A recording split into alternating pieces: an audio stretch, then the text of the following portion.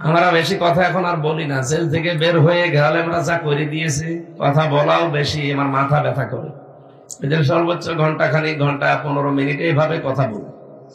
আমরা চাই একটা বিষয় যেন বুঝে আমরা বাড়ি নিয়ে যেতে পারি। কালকে হয়তো অনেকেই ওখানে ছিলেন না, ছিলেন কালকে যারা ছিলেন তারা বুঝেছিলেন যে আল্লাহ যাদেরকে মনোনীত করছেন সামনে, তাদের ওই গুণগুলো অর্জন করতেই হবে, মাস্ট বি। আর আমরা চেষ্টা চালাচ্ছি আল্লাহ যেন ওই রকম ভালোবাসার পাত্র হওয়ার তৌফিক আমাদের দান করে। আজকে যেহেতু পরের আয়াত, আর আপনারা লিখেও দিয়েছেন তাফসীরুল কোরআন মাহফিল, তাফসীর আকারে আমরা কথা বলবো ইনশাআল্লাহ। যে কথাটা তুলেছিলাম, আমার দ্বারা যেহেতু আওয়ামী লীগ, বিএনপি, জাতীয় পার্টি, জাসদ, বাসদ, বিশেষ করে যারা মানুষের তৈরি করা আইন কায়েম করতে চায়, ওটা আমাকে মেরে ফেললেও ওইটা আমার দ্বারা হবে না। আমার দ্বারা যদি হয়, কোরআনের আইন কায়েম করছে যারা, যে কোনো একটা দলে আমি থাকা লাগবে আমার। আর আমি আমার বিবেক বুদ্ধি কোরআন হাদিস পড়ে যেটা পেয়েছি, অবশ্যই আমি সেই দিকে যাব। এখন ওই হিসাবে আমি কোরআনের আলেম, এখানে যেহেতু রাজনৈতিক মঞ্চ এটা না, এটা কোরআনের মঞ্চ। কোরআন যেহেতু সবার, কোরআনের আলেমও সবার। এ কথা মানেন তো? ওই রকম মন নিয়ে বসে যে আমি এখানে দলীয় চিন্তা ভাবনা নিয়ে বলছি না। হ্যাঁ, আমার ওই দলীয় চিন্তা ভাবনার কথা যদি কোরআনের সাথে মেলে, তাহলে ওইটা আমি বলবো।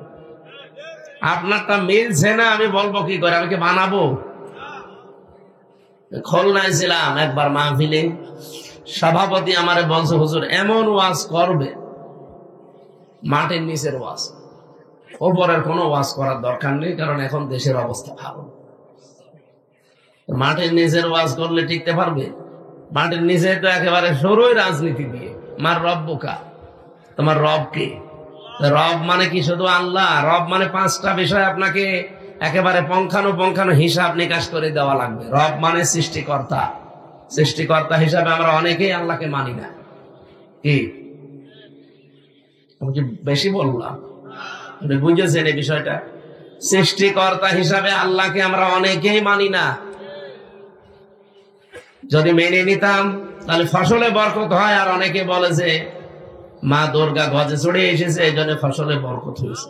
ফসল সৃষ্টি করার মালিক কি মা দুর্গা? কে? আপনি কোথাকার কথা কোথায় লাগান? তার মানে আপনি রব হিসাবে আল্লাহকে সৃষ্টিকর্তা হিসাবে এখনো মানতে পারেননি, এই জন্য আপনি চলে যাচ্ছেন মা দুর্গার দিকে। 2 নম্বরে রব মানে প্রতিপালক, লালন পালন যিনি করে তাকে রব বলা হয়। আমি নেই থেকে হামজা হয়েছি, কি বলেন তো? আমার কি এই 33 বছর বয়সের আগে আমি উল্লেখ করার মতো কিছু ছিলাম না? 92 সালে আমার জন্ম, এখন 25 সাল, 33 বছর পার হয়েছে। খুব বেশি হলেও 34 বছর আগে আমার মা বাবার বিয়ে হয়েছে, 35 বছর আগে। এই 35 বছর আগে তো আমার মা বাবা, তারা ছিল 2 জেলার 2 জন, একটা কুষ্টিয়ার, একটা চুয়াডাঙ্গা। তাদের তো কোনো অস্তিত্ব ছিল, এক জায়গায় হবে কি হবে না। আর আমি তো সে মনে হয় ঘুরে বেড়াচ্ছিলাম রুহের জগতে। নেই থেকে যিনি আস্তে আস্তে আমাকে পূর্ণতায় পৌঁছিয়ে দেন, তার আরবি নাম রব। আরবি নাম কি? তারবিয়াতু সাজ্জি ইলা কামালিহি সাজ্জান ফাসাজ্জা। নেই থেকে শুরু করে আস্তে আস্তে যিনি কামালিয়াতে পৌঁছিয়ে দেন, পরিপূর্ণতায়, তাকে রব বলা হয়। এটাও আমরা অনেকেই এখনো পর্যন্ত পরিপূর্ণ মানতে পারি না। 3 নম্বরে রব মানে আইনদাতা। রব মানে কি? এখানে যদি প্রশ্ন করা হয় শুধু আলেমরা বাদ দিয়ে, আমার মনে হয় 100 জনের 99 জন বলতে পারবে আল্লাহর আইন কয়টা বলেন তো। দেখলেন, আমরা যে মুসলমান, আল্লাহর আইন কয়টা তাই জানি না, অথচ রব মানে কি? আইনদাতা। আপনি কবরে যাবেন, এখনই তো বলবে আমার রব বোকা। আপনি যদি বলেন রব্বি আল্লাহ, আমার রব আল্লাহ, ফেরেশতা উল্টিয়ে বলবে রব মানে সৃষ্টিকর্তা, রব মানে লালন পালনকারী, রব মানে আইনদাতা। তোর দেশে আল্লাহর কয়টা আইন ছিল বল? আপনি তো কিছু জানেনও না যে আল্লাহর আইন কয়টা। আমার আজকে বলা লাগবে। কক্সবাজারে আমরা জানি অন্তত এই জেনারেলের চাইতে আরবি লাইনের লোকজন বেশি বাস করে, ইসলামপন্থী মানুষেরা। বলতে হবে আল্লাহর আইন কয়টা বলে। 500, আলহামদুলিল্লাহ। একজন মনে হয় কবরে গেলে বলতে পারবে, বাকিগুলো আমরা ধরা খেয়ে বসে আছি। 500 আল্লাহর আইন, অথচ এই দেশে একটাও চলে না, আর আমরা বগল বাঁধাচ্ছি। এইরকম যতগুলো প্রশ্ন করা হবে কবরে, সবগুলো রাজনৈতিক প্রশ্ন। 2 নাম্বারটা তো আরো রাজনৈতিক প্রশ্ন, যে মা দিন ওকা, তোমার ধর্ম কি না, তোমার জীবন ব্যবস্থা কি। আজকের খুতবার ভেতরে শুনেছেন না, লিইজহিরাহু আলাল আদিয়ান, যত দিন আছে, যত ধর্ম আছে পৃথিবীতে, সব কিছুর উপরে ইসলামকে, দিনকে, কোরআনকে ইজহার করার জন্য, বিজয় করার জন্য আমি রাসূলকে পাঠিয়েছি। আল মাবউসু ফিনা লিইজহিরাহু আলাদ দ্বীন বা আলাল আদিয়ান। তাহলে আপনি খুতবার ভেতরে আরবিতে শুনেছেন, বোঝেন না, আমি বাংলা বললাম এবার, যেন আমাদের উচিত হবে দিন কায়েমের চেষ্টা করা। কোরআনে আপনি 2টা আয়াত পাবেন যেখানে মতপার্থক্য করা হারাম। ওয়াতাসিমু বিহাবলিল্লাহি জামিআ ওয়ালা তাফাররাকু, আর আছে আনাকিমুদ্দিন ওয়ালা তাতাফাররাকু ফি। ওরা কোরআনে এই 2টা আয়াত আছে যেখানে মতপার্থক্য করা জায়েজ নেই, আর পৃথিবীতে মুসলমানেরা এই 2 জায়গায় মতপার্থক্য বেশি করে। কোরআনের কাছে আসতে বললে যত রকমের ফতোয়াবাজি, যত রকমের উলটপালট কথা।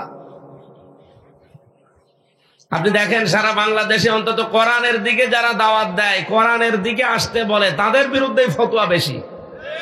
কথা বলেন, মাইজ ভান্ডারের কোনো ফতোয়া নেই। তারা কি কোরআনের দিকে ডাকে না বাবার দিকে? বাবার দিকে ডাকতেছে। এই মাইজ ভান্ডারে এই সব যত রকমের বেয়াদব গুলো আছে এদের ভেতরে। আজকে একজনের কথা শুনছিলাম, সে শয়তান, কি নাম যেন, মঈনুদ্দিন না কি নাম, এই শয়তান বলছে কোরআনে নামাজের কথাই নেই, যা আছে এগুলো বানানো কথা, হাদিস কোরআন বলে চালিয়ে দিয়েছে। ওরে এখনো না গ্রেফতার করে করছে কি? ওরা পিটিয়ে হত্যা বানানোর দরকার শয়তানের।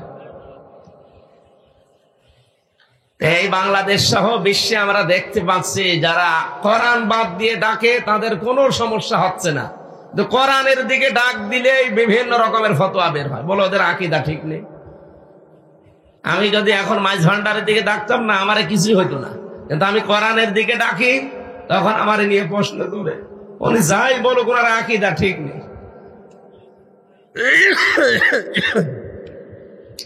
না, কোরআনের কাছে যখন আসতে বলি এই জায়গায় ফতোয়াবাজি করবেন না, এখানে হারাম। 2 নম্বরে সূরা শুরার 13 নম্বর আয়াতের শেষের দিকে আছে আনাকিমুদ্দিন, দিন কায়েমের কথা যখনই বলা হবে, ওয়ালা তাতাফাররাকু ফি, এখানে কোনো মতপার্থক্য করবেন না। আমরা তো এই 2টাই করি, আল্লাহর কোরআনের দিকে ডাক দেই, দিন কায়েমের কথা বলি। এই কথা বলেন না কেন?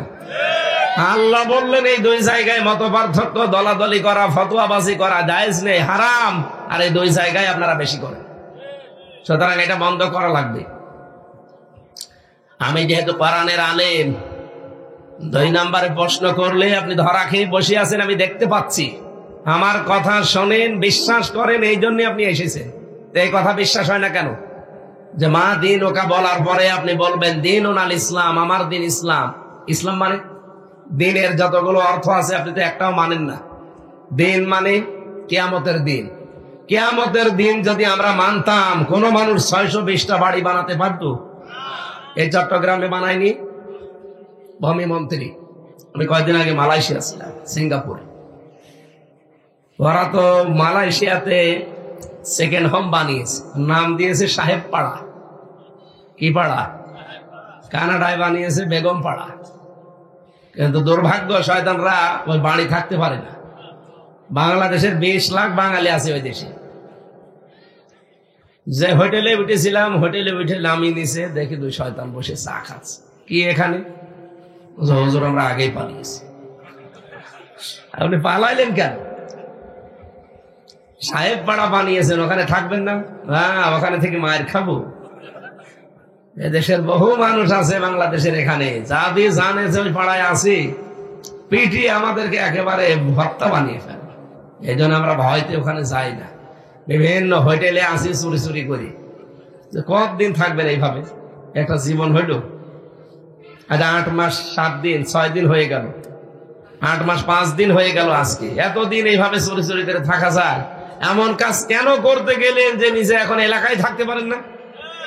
এখন আফসোস করে কিছু মানুষ যে হুজুর দোয়া করেন। কিসের দোয়া আপনাদের? আপনাদের দোয়া আসবে আপনার নাম মনে হলেই তো বদ দোয়া আসবে। কারণ আমি 620টা বাড়ি বানিয়েছি। তাও নিজের টাকা দিয়ে যদি বানাতেন, সব তো জনগণের টাকা। চিন্তা করতে পারেন, একটা লোকের যদি 620টা বাড়ি হয় তো জীবনে কয়টা বাড়ি কয়দিন থাকবে? আমার একটা বাড়ি কুষ্টিয়ায়, তাই আমি থাকার সময় পাইনি, সারা দেশে গড়া লাগে। আর ও বানিয়েছি শয়তান 620টা। আমার মনে হয় 8 মাস থাকলে আরো 100টা বানাইতে বলে।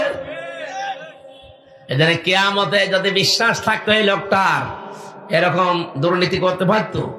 তার মানে আপনি দিন হিসাবে কিয়ামতের দিন মানেন না। 2 নম্বরে দিন মানে ইসলাম। ইন্না দীনা ইনদাল্লাহিল ইসলাম। আল্লাহর কাছে মনোনীত একটাই জীবন ব্যবস্থা আছে, তার নাম ইসলাম। সেইটাও আমরা পছন্দ করি না, মানি না। 3 নম্বরে দিন মানে রাষ্ট্রীয় বিধান। দিন মানে ফেরাউন এটা বুঝেছিল, আমরা অনেকে বুঝি না। ফেরাউন বুঝেছিল, দারুন ইয়াকতুল মূসা ওয়া ইয়াদউ রাব্বাহ, আমাকে ছেড়ে দাও, আমি মূসাকে হত্যা করব। আমার মনে হচ্ছে সে আমার রাষ্ট্রীয় বিধান পাল্টিয়ে ফেলবে। বলেন, ফেরাউন তার লোক লস্কর, তার সেনাবাহিনী, তার লোকজন ছিল দেশে না ছিল না? আরো জোরে বলেন, বলেন না আর একবার বলেন। ছিল তো সে কি করতে কথা বলতে গেল যে জারুনি, আমাকে ছেড়ে দাও, আকতুল মূসা, আমি মূসাকে হত্যা করব। তার লোকজন ছিল না? লোকজন থাকার পরে সে নিজে হত্যা করতে যাবে কেন? মুফাসসিরিন ইকরাম এই আয়াতের তাফসীর করতে গিয়ে লিখেছে, সূরা মুমিন 26 নম্বর আয়াত, তারা লিখেছে ফেরাউন ছিল স্বৈরাচার। কি ছিল? আর স্বৈরাচার যারা হয়ে যায় তাদের কয়েকটা কাজ প্রকাশ পায়। 1 নম্বরে তারা আল্লাহর আইনগুলো তুলে দেয়, নিজেরা মন মতো করে জনগণের পক্ষে বিপক্ষে আইন তৈরি করে। এই 15.5 বছরে আমরা এটাই দেখেছি। আল্লাহর বহু আইন তারা পরিবর্ধন করার চেষ্টা চালিয়েছে, শিক্ষা ব্যবস্থায়, বিচার ব্যবস্থায়, আরো যত ব্যবস্থা আছে বাংলাদেশে। প্রায় জায়গায় আল্লাহর কিছু কিছু নিয়ম নীতি আমরা মানতাম, সেগুলো তুলে তুলে দিয়ে ওই জায়গাগুলোতে তারা মন মতো, মানুষ ভালো হোক আর খারাপ হোক ও দেখার দরকার নেই। শিক্ষা ব্যবস্থায় ব্যাঙের নাচ শিখিয়েছে, আলু ভর্তা, ডাউল রান্না করা। একটা কথা হইল, মানুষের উপকার হোক আর ক্ষতি হোক এসব দেখার দরকার নেই, ওরা মন মতো আইন তৈরি করে। এটা স্বৈরাচারের প্রথম কাজ। দ্বিতীয় কাজ হচ্ছে ও নিজে কিন্তু মানুষকে হত্যা করার জন্য উদ্যোগ নেয়। হাসিনার দিকে তাকান, আমি নাম ধরে বলছি বোঝার জন্য। ও যে স্বৈরাচার ছিল, ওটা ছিল পুরুষ আর এটা মহিলা, জিনিস একই। ও নিজে হত্যা করতে চেয়েছিল আর নিজে অলরেডি হত্যা করেছে। আমি যে জেলখানা ছিলাম গাজীপুরের কাশিমপুরে, ওখানে আমার আগে যারা ছিল, এই যে ওর বাবার হত্যাকারী মেজর বজলুল হুদা, এটা ভিডিও আকারে পরে প্রকাশ পেয়েছে। ও নিজে যে জেলখানায় ফাঁসির আগে নিজে জবাই দিয়েছে, বুকের ওপরে পা দিয়ে জবাই করেছে। ওনার সাথে যে 2-3 জন সাথে ছিল, এখন তারা অনেকেই মুখ খুলে বলে দিচ্ছে। আর আমি নিজে জানি যে এখানে এরকম সম্ভব। আমার সামনে কত মানুষ বের হয়ে চলে গেল লাশ, বলছে যে ওনারা চিকিৎসাধীন অবস্থায় মারা গেছে, অথচ পুরা ডাহা মিথ্যা কথা। মরে গেছে জেলখানায়, কারণ ভেতরে তো কোনো চিকিৎসা নেই। আমি বললাম না, আমার মাথার চুল থেকে শুরু করে পায়ের তালু পর্যন্ত প্রত্যেকটা জায়গায় টর্চার। আর এমন কোন জায়গা নেই যে রোগ হয়ে গিয়েছিল, প্রত্যেক জায়গায় ভেতরে কোনো চিকিৎসা নেই। যে ডাক্তার আছে 10,000 মানুষ, আমরা ওখানে 4 জেল মিলে 10,000 মানুষ, আর ডাক্তার মাত্র 1 জন, তাও মহিলা। ওর কাছে যেই যায় ও যে রোগের কথা বলে একই ওষুধ দেয়। যদি বলে ডাক্তার সাহেব ম্যাডাম আমার পেট ব্যথা, ওই একই বড়ি। যদি মাথা ব্যথা, ওই একই। যদি বলে আমার নুনু ব্যথা, ওই একই। আমি এমনি বলছি না, এটা বলেছি এই কারণে যে একটা ছেলে আমার নিচে থাকতো, ওর ওই লজ্জাস্থান ফুলে একটু মোটা হয়ে গেছে। ও যে বলছে যে ম্যাডাম আমার এমন জায়গায় ফোলা, আমি দেখাতে পারি না। দেখা, ও কি করবে, ওই লুঙ্গি পরা ছিল, এই দেখে ম্যাডাম তো বন্ধ কর তোর। ওই পুরুষ মানুষের এরকম হয়। ও আবার বলছে পুরুষ মানুষের এরকম হয়, তো এই যে এদের তো হয়নি। এই ছিল চিকিৎসা ব্যবস্থায়। আমি তো আর বানিয়ে বলছি না, আমি দেখে দেখে বলছি। বলেন তো 10,000 মানুষ একটা ডাক্তার, সেই কি করবে? হ্যাঁ, সেই কি করবে? লাইন ধরে থাকা লাগে, প্রায় 200-300 লাইন। ওখানে কোনো চিকিৎসা আছে? শহীদ মীর কাশেম আলী রহমতুল্লাহ আলাইহে, ওর ভেতরে 2 নাম্বার ছেলে, আমি 4 নাম্বার ছিলাম। 2 নাম্বারে উনি একটা জিনিস বানিয়েছে, এই যে দাঁতের যে চিকিৎসা, এটা উনি যাওয়ার পরে বললেন যে এখানে সেরকম কোনো চিকিৎসা তো দেখি না। তাই আমি যেহেতু বাইরে, আমি ইবনে সিনার মালিক, উনি ইবনে সিনা না, ইসলামী ব্যাংক হাসপাতাল, লক্ষ লক্ষ মানুষের কর্মসংস্থান বানিয়েছে। উনি শেষে সোফারকে, জেলারকে, এদের সাথে পরামর্শ করে ভেতরে একটা হাসপাতাল বানিয়েছে দাঁতের জন্য। আমি নিজেও গিয়েছিলাম, 3 বছরে একবার সুযোগ পেয়েছিলাম দাঁত দেখানো। আল্লামা দেলাওয়ার হোসাইন সাইদি রহমতুল্লাহ আলাইহি, ওনাকে একদিন নিয়ে এসেছে ওনার দাঁত দেখানোর জন্য। আমিও একদিন গিয়েছিলাম, যে দেখি হুজুর বসে আছে। ওই 10 মিনিট দেখা হয়েছিল। এর ছাড়াই 3 বছরের ভেতরে, অথচ পাশাপাশি উনি 1 নাম্বারে, আমি 4 নাম্বারে। কতটুকু একটা দেওয়া, 3টা বছর কেটে গেছে, দেখা হয়নি। শুধু একদিন ওই 10 মিনিট হাসপাতালে। ভেতরে যেহেতু কোনো চিকিৎসা নেই, তো এজন্য মানুষ অসুস্থ হয়ে যায়। কত মানুষ মরে গেল আমার সামনে। পেপারে পরের দিন দেখলাম যে জেলখানায় মরে গেছে অমুক, অথচ আমার নিচতলায় থাকতো। বলছে কেন? চিকিৎসাধীন অবস্থায়। ডাহা মিথ্যা কথা লিখে মানুষকে ওরা জানাতে চায় যে জেলের ভেতরে আজরাইল আসে না, আসলেও জেলের বাইরে থাকে। হ্যাঁ, এটা একটা প্রচারিত কথা যে জেলে নাকি আজরাইল যায় না। মানুষ মরে বের হয়ে চলে যাচ্ছে, কিন্তু ওদের বদনাম হবে, তো এই কারণে ওরা এটা প্রকাশ করে না। বলে যে চিকিৎসাধীন অবস্থায় মরে গেছে। কত মানুষ মরে গেল আমার সামনে, আমিও লাশ হয়ে বেরিয়ে আসতে পারতাম। আল্লাহ আমাকে যেহেতু বাঁচিয়ে রেখেছে, আল্লাহ যেন আগের মতো স্বাভাবিক করে দেন শরীরটা। সত্যি আমি অসুস্থ। এখন যদি বলে যে অসুস্থ আসলেন কেন, না আসলে আপনাদের কি গালিগালাজ করতো না? তাহলে এতদিন আগে দাওয়াত নিয়েছেন, আসলেন না। শরীরকে আমার নিজের হাতে। দোয়া চাচ্ছি আল্লাহ যেহেতু কন্ট্রোল করেন আমাদের শরীরকে, আল্লাহ যেন আমার আগের অবস্থা যে ছিল শরীর, ওইভাবে যেন বানিয়ে দেন। বলেন আমি। দিনের অর্থ যেগুলো বলছিলাম, স্বৈরাচারের কাজই হচ্ছে ও সব কাজ নিজে করে। আপনি দেখেন নিয়ে 15 বছরে টয়লেট থেকে শুরু করে একেবারে সংসদ পর্যন্ত সব জায়গা ও নিজের কন্ট্রোলে। কেন দেশে আর মানুষ নেই?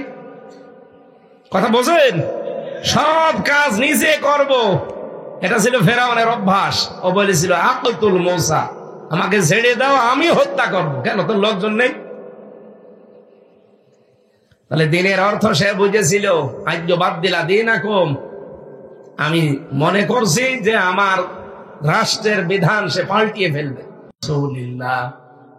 আমি না, কাবার ইমাম সাহেব যদি আপনাকে এই দোয়া পড়ে রাখে, আর আপনার জীবন যদি মুহাম্মদুর রাসূলুল্লাহর আদর্শ মতো না চলে, আল্লাহর কসম কবরে যাবার পরেই লাহুম মিন জাহান্নামা মিহাদ ওয়া মিন ফাওকিহিম গাওয়াশ ওয়া কাযালিকা নাজজিজ যালিমিন। আল্লাহ পাক বলেন ওকে শুধু কবরে রাখা হবে, সঙ্গে সঙ্গে উপরে জাহান্নামের চাদর দিয়ে ঢেকে দেব, আর নিচে জাহান্নামের বিছানা বিছিয়ে দেব। যতই উপরে আপনি ফুল দেন না কেন, নিচে আগুন লাগাবে কে? বলেন বলেন। এই জন্যই তো কবরের যতগুলো প্রশ্ন দেখলাম সবই রাজনৈতিক প্রশ্ন।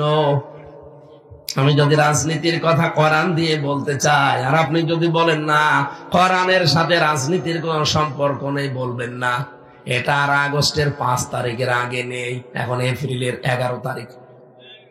এপ্রিলের 10 না, আজকে 10 তারিখ। সময় পাল্টিয়ে গেছে। এখন আসেন তো, মাইক কেড়ে নেন তো, আসেন আসেন, কোন বাবার বেটা আসেন, মাইক কেড়ে নেন। আর রাজনীতি করবেন না এই কথা বলেন এসে আমার সামনে। এই যে চাঁপাই নবাবগঞ্জের 2 চাঁপাবাজ স্বামী আর স্ত্রী, ওরা এখন সারা বাংলাদেশের মানুষকে কথা জানিয়েছে যে ইমাম সাহেব যারা, মাওলানা সাহেব যারা, আলেম ওলেমা যারা, আলেম ওলামাও বলে না, বলছে আলেম ওলেমা, যে কথা বলতে পারিস না, ও কথা বলতে যাস কোন কারণে? আলেম ওলামা না আলেম ওলেমা? আলেমের বহু বচন ওলামা। এ শব্দও জানে না যে আলেম কি আর ওলামা কি। বাংলাও না, ইংরেজি না, আরবি না, কি এটা ওলেমা কি? ওই যে বিয়ের সময় ছেলের বাড়িতে যে অনুষ্ঠান করে ওর নাম কি? অলিমা বললেও তো হইতো, অলিমাও বলেন, ওলেমা। আলেম ওলেমা এরা যেন ইসলামের পক্ষে, কারো পক্ষে, ব্যক্তির পক্ষে ভোট না চায়। আমি ব্যক্তির পক্ষে তো ভোট চাই না, আমি ওপেন ভাবেই ভোট চাই ইসলামের পক্ষে। আপনি ইসলামের পক্ষে কাজ করেন, আমি আপনার নাম ধরে ভোট চাবো। বাহাদুর সাহেব যদি ইসলাম বাদ দিয়ে ওর বাবার আদর্শ প্রকাশ করার জন্য ভোট করে, জীবনে ওনার পক্ষে আমি কথা বলবো না। উনি যেহেতু ভোটে দাঁড়িয়েছে আল্লাহর বিধান কায়েমের সহযোগী হিসাবে, আমি এই কারণে তার নাম ধরে ভোট চাই। আপনি দাঁড়ান ওইভাবে, আমি আপনার নামও চাই। উনিও আপনার আত্মীয় না, আপনিও আমার আত্মীয় না। কোথায়? আমার বাড়ি কুষ্টিয়া, আপনাদের আমি চিনিও না। আমাকে তো ইমানের তাকিতে কথা বলা লাগছে। কি কথা বলেন না কেন? এই যে ইমানের তাকিতে কথা বলা লাগছে, এটাও কি আমি বানালাম? সূরা ইউসুফ 108 নম্বর আয়াত, কুল হাদিহি সাবিলি আদউ ইলাল্লাহ। হে নবী, আপনি মানুষকে বলেন যে আমি কিন্তু আল্লাহর দিকে মানুষকে ডাকি। আমি বাহাদুরের দিকে ডাকি না, আমি আনোয়ারের দিকে ডাকি না, আমি ডাকি কার দিকে? আল্লাহর দিকে ডাকি। হাদিহি সাবিলি আদউ ইলাল্লাহ, এইটাই আমার পথ। আমি আল্লাহর দিকে যে মানুষকে ডাকি, এটা আমার পথ। এটা আমার পথ বললেই তো হয়ে যেত। শেষে হর্ষাই আছে, দেখবেন, কুল হাদিহি সাবিলি আদউ ইলাল্লাহ, এইটাই আমার পথ। কি? যে আমি আল্লাহর দিকে মানুষকে ডাকি। শুধু আমার কাজ না, আর আমি আন্দাজেও ডাকি না, আলা বাসিরাতিন, আমি দেখে শুনে ডাকি। আনা ওয়া মান ইত্তাবাআনি, এটা তো আমার কাজ এবং আমার অনুসারী যারা, তাদেরও কাজ। তা আমি তো রাসূলের অনুসারী, আমি তো বাবার অনুসারী না। কথা বলেন না কেন? আমি তো আপনার স্বামীর অনুসারী না, আমি রাসূলের অনুসারী। সুতরাং আমারও কাজ এইটাই। উনি যা করতেন আমার ওইটা করা লাগবে।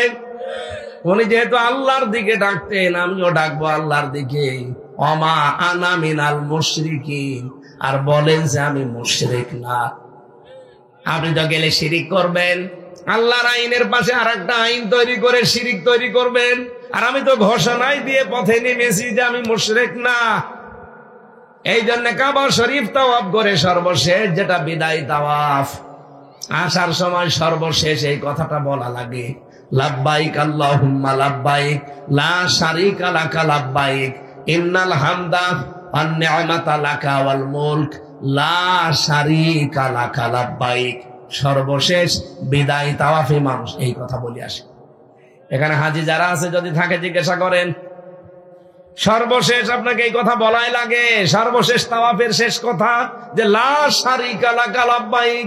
আল্লাহ আমি চলে গেলাম, কিন্তু কথা দিয়ে গেলাম তোমার কাবা শরীফের সামনে যে আমি মুশরিক না।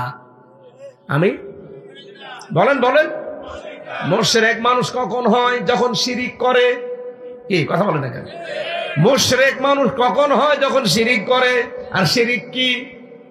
এক কথায় জবাব দিচ্ছি, আল্লাহ যেটা পারে ওইটা অন্য কেউ পারে, এই বিশ্বাস করার নাম। আরো জোরে বলেন। আর এই শিরিক যারা করবে তারা মুশরিক। আপনি নিজে ঘোষণা দিয়ে আসলেন যে ওমা আনা মিনাল মুশরিকিন, আমি আর যাই করি আমি কিন্তু শিরিক করব না। এই যে আল্লাহর আইনের পাশে যারা আইন তৈরি করে, এরা কি আল্লাহর আইনের সাথে শিরিক করে না? বলেন তা আমি আপনার মতো মুশরিক হব? আল্লাহ যেটা পারে ওইটা অন্য কেউ পারে না, এই বিশ্বাস আমি করে এই পথে নেমেছি। সেদিন বগুড়াতে একজন এসে বলছে, হুজুর আপেলটা পড়িয়ে দেন। কি পড়বো? সূরা ফাতিহা ছাড়া আর কি আছে? সূরা ফাতিহা যেহেতু সব রোগের রোগ মুক্তির কারণ, এটা আমি আলহামদুলিল্লাহি রাব্বিল আলামিন পড়ে ফু দেব। আমার কানের কাছে মুখ নিয়ে বলছে, হুজুর এমন ভাবে আপেল পড়বেন যেন ছেলে হয়। আপেল দিলাম ফেলে, আপেল কই? ফেলে দিয়েছি। কেন? আরে ভাই, আপেল পড়ে যদি ছেলে হওয়ার ক্ষমতা আমার থাকতো, আমার 3টা মেয়ে হইতো না? আমি ম্যাডামরে শুধু আপেল পড়ে খাওয়াতাম। জেলে যাওয়ার আগেও আমার 2টা মেয়ে, জেল থেকে বের হয়ে এত দোয়া করলাম, এত কিছু খাওয়ালাম, আবার মেয়ে। আপেল পড়ে যদি ছেলে থেকে মেয়ে থেকে ছেলে হয়েছে, তো আমারটা কি আমি পাল্টাতে পারতাম না? মনে করছো হুজুরে এমন আপেল পড়বে যেন মেয়ে থেকে ছেলে হয়ে যায়, সে ক্ষমতা আমার আছে? অনেকেই বিশ্বাস করে হুজুরদের উপরে, পীরদের উপরে, কবরে, মাজারে। না, এলাকায় নেই, না এলাকায় আছে কম, এগুলো চট্টগ্রামে বেশি। যত আল্লাহর ওলি সব মরেছে রাস্তার ধারে ধারে, আর কোন জায়গা পায়নি। যত আল্লাহর ওলি মরে সব রাস্তার ধারে। আর মানুষ সেখানে যে শিরিক গুলো, এই যে এক জাহাঙ্গীর হুজুর নাকি ছিল না, জাহাঙ্গীরা দরবারের মালিক, ও জাহাঙ্গিয়া, জাহাঙ্গিয়া যে বলছে ও বাবা কলম পড়িয়ে দাও। এই যে প্রকাশ্য মুশরিক, এদের মানুষ এদের সাথেও থাকে। কমন সেন্সের কমন বাদ দিলে যদি সেন্স থাকে, তাও তো এই শয়তানদের মতো মানুষের পেছনে থাকা ঠিক। চট্টগ্রামের মানুষ এত পাগল কেন? যত মাজার, যত দরবার, সব এই বিভাগে বেশি। কক্সবাজারটা একটু ভালো আছে, এইদিকে বেশি না। আপনারা পাগলামি করলে তো সমস্যা। আপনাদের কাছে আমরা ইসলাম পেলাম, কারণ এই চট্টগ্রাম বিভাগ দিয়ে ইসলাম ঢুকেছে। আর আপনারা যে পাগলামি আরম্ভ করেছেন, সারা বাংলাদেশে এত শিরিক বেদাত হয় না যত এই চট্টগ্রাম বিভাগে হয়। বলেন, প্রকাশ্য অপ্রকাশ্য সব শিরিক এই জেলা। আল্লামা সাঈদী 50 বছর চেষ্টা করেও শিরিকটা তুলতে পারলো না।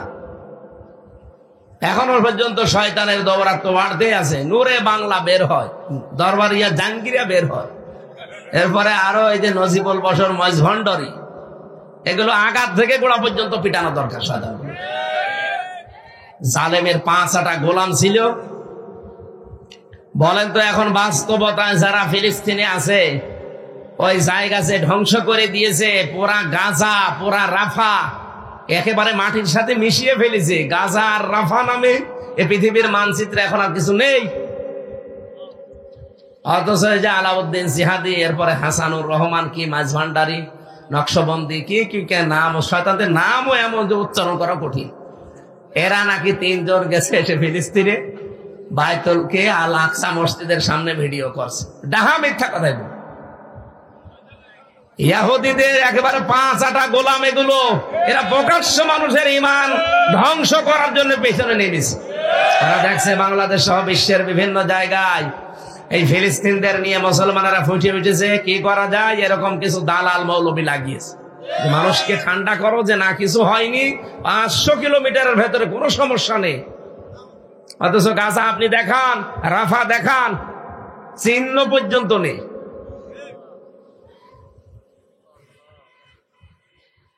পৃথিবীর নিকৃষ্ট মানুষের তালিকায় যে 6 জনের নাম আছে, তার ভেতরে এই বেনিয়ামিন নেতানিয়াহু এর নাম আছে। এই শয়তান কয়েকদিন আগে, 2 দিন হইল, ও জানিয়েছে যে আমি খন্ড খন্ড করে ফেলেছি ফিলিস্তিনকে, ওরাটা দখল করে নিয়েছি। আমি মনে মনে ভাবছিলাম, আমি যা করলাম, বিশ্বের 210 কোটি মুসলমান মনে হয় একবারে মার্চ ফর ফিলিস্তিন বা মার্চ ফর গাজা নিয়ে আমাকে আক্রমণ করবে। কিন্তু দেখলাম না, কিছুই হচ্ছে না। আজ 210 কোটি মুসলমান আমরা ঝিমিয়ে গেছি, এই জন্য এরা এত সাহস পাচ্ছে।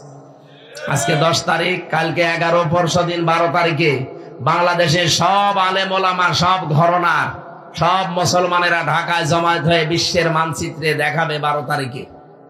যত আলেম ওলামা আছে সবাই যাওয়ার আহ্বান জানিয়েছে। আমিরে Jamaat doctor Shafiqur Rahman, secretary general অধ্যাপক মিয়া গোলাম পরোয়ার সাহেব সহ সবাই থাকবে।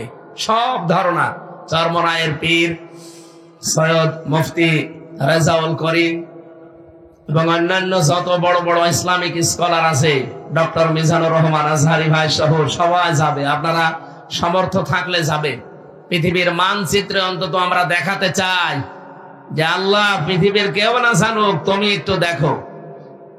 আর আমাদের হাতে যেহেতু এরকম কিছু নেই, যতটুকু আছে ফিলিস্তিন, এই মুসলমানদের পক্ষে অন্তত একটু দাঁড়াতে গিয়ে, সমর্থন জানাতে গিয়ে ইসরায়েলের যত পণ্য আছে এটা বর্জন করা ঈমানের দাবি। যে যেখানে আছেন এতটুকুই করেন, কিয়ামতের দিন বলতে পারবেন আমার যা আয়ত্তে ছিল আমি তাই করেছি। সুতরাং ওদের এই যে কিনলে যে পানিটা, এরপরে অ্যাকুয়াফিনা, আরো যত কমল পানীয় আছে, যত ব্যবহারিক জিনিস আছে, দেখলেই প্রায় 37টার নাম পেয়েছি আমি।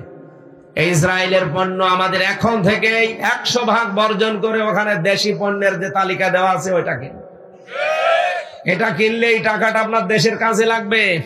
বাকি এই টাকা যদি আপনি কিনলে নেন, অ্যাকুয়াফেনা নেন, এই 7 আপ নেন, এগুলো নিলে এই টাকাটা আমাদের এই মুসলমানদের বুকে গুলি করার জন্য ব্যবহার হবে। প্রকারান্তে আপনি যেন নিজেই গুলি করছে, কথা বলেন না কেন? আমি বলেন যে আমি 5 টাকা দিয়ে নিলাম। 5 টাকা মানে বাংলাদেশে 18 কোটি মানুষ, 5 টাকা করে দিলে কত কোটি টাকা হয় আপনি হিসাব করেছেন? এই জন্য ছোট ছোট বালুকণা দিয়ে যেহেতু বিশাল বিশাল পাহাড় তৈরি হয়ে যায়, আমরাও সারা বিশ্বের 210 কোটি মুসলমান শুধুমাত্র 12 ঘন্টা একটু বর্জন করেছিলাম। 12 ঘন্টা ওদের কত কোটি টাকা নষ্ট হয়ে গেছে।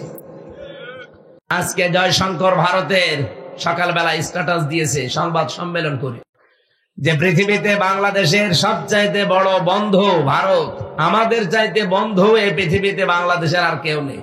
এই যে আমরা বলেছিলাম না যে ভারতের জিনিস বয়কট করব, এই মসজিদ ভাঙ্গা বন্ধ করেন, কত বড় দুঃসাহস! ওরা আল্লাহর ঘরগুলো, কতগুলো ঘর ভেঙেছে আগস্টের 5 তারিখের পর। বিশ্বের মুসলমানেরা তাম দুনিয়ার মানুষের দিকে তাকান, তারা মাটির নিচে কেউ গ্যাস পায়, কেউ তেল পায়, কেউ সোনা পায়, কেউ রূপা পায়, কেউ কয়লা পায়। আর এই পৃথিবীর নিকৃষ্ট মানুষের তালিকায় 1 নম্বরে ছিল এই মুশরিকরা। এই শয়তানরা শুধু মাটির নিচে পায় মন্দির, তাও যেখানে সেখানে না, যেখানে মসজিদ আছে ওখানে পায়। এগুলো যে ডাহা, মিথ্যা এবং শয়তানি ছাড়া আর কিছু।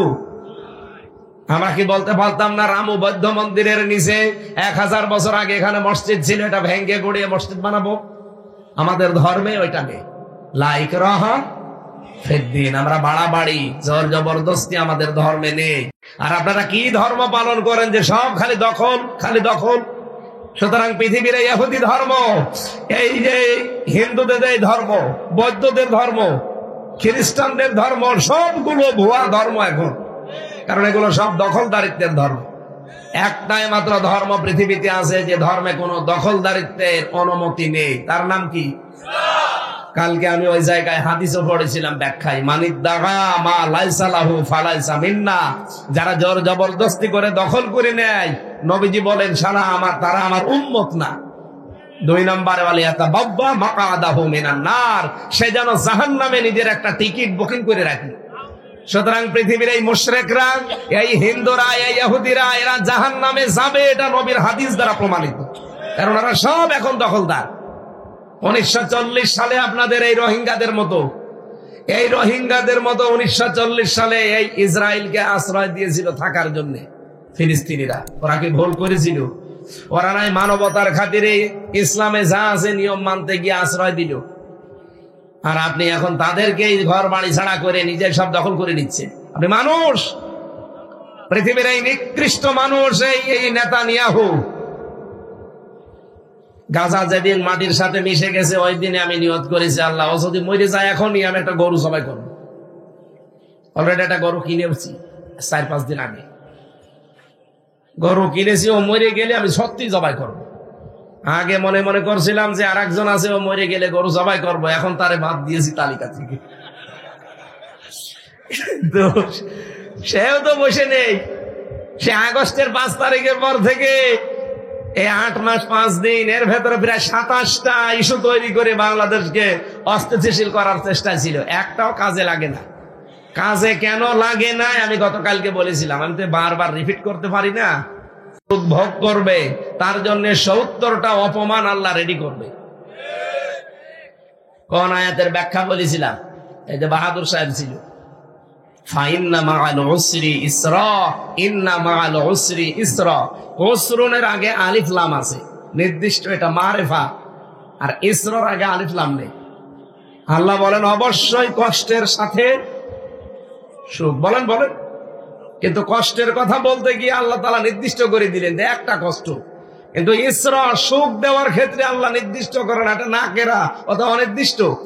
তাফসিরে মুফাসসির এটা লিখেছেন ফি জিলালিল কোরআনে যে একটা অবৈধ সুখ যদি কেউ দুনিয়ায় ভোগ করে, তার জন্য অবৈধ সুখের কারণে ৭০টা অপমান আল্লাহ রেডি করে রাখবে। হাসিনা যেহেতু ১৫.৫ বছরে বহু অবৈধ সুখ ভোগ করেছে, এই কথা বলছেন না? আর যারা তার সহযোগী ছিল তারাও তো সুখ পেয়েছে। আপনাদের এই কমল সুখ পায়নি? উনিও সুখ পেয়েছিল, উনি নিজে জানতো এটা শিক্ষিত মানুষ। এই যে পাশেরটা যেটা আবু জাফর নাকি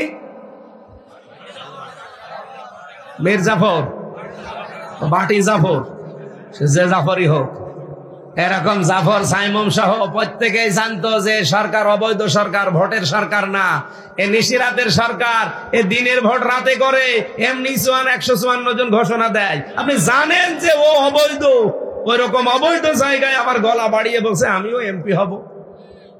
হলেন এমপি হয়ে কি করলেন? অবৈধ সুখ গুলো ভোগ করলেন। এখন কোরআনে বর্ণিত কথা আল্লাহর কথা, আল্লাহর কথা মিথ্যা হবে? যারা অবৈধ সুখ পেয়েছেন, এক একটা সুখে যদি ৭০টা অশান্তি হয়, দুঃখ হয়, 15 বছরে অন্তত 50টা সুখ তো পেয়েছেন। তাহলে এক একটা ৭০টা 50টা কত হয়?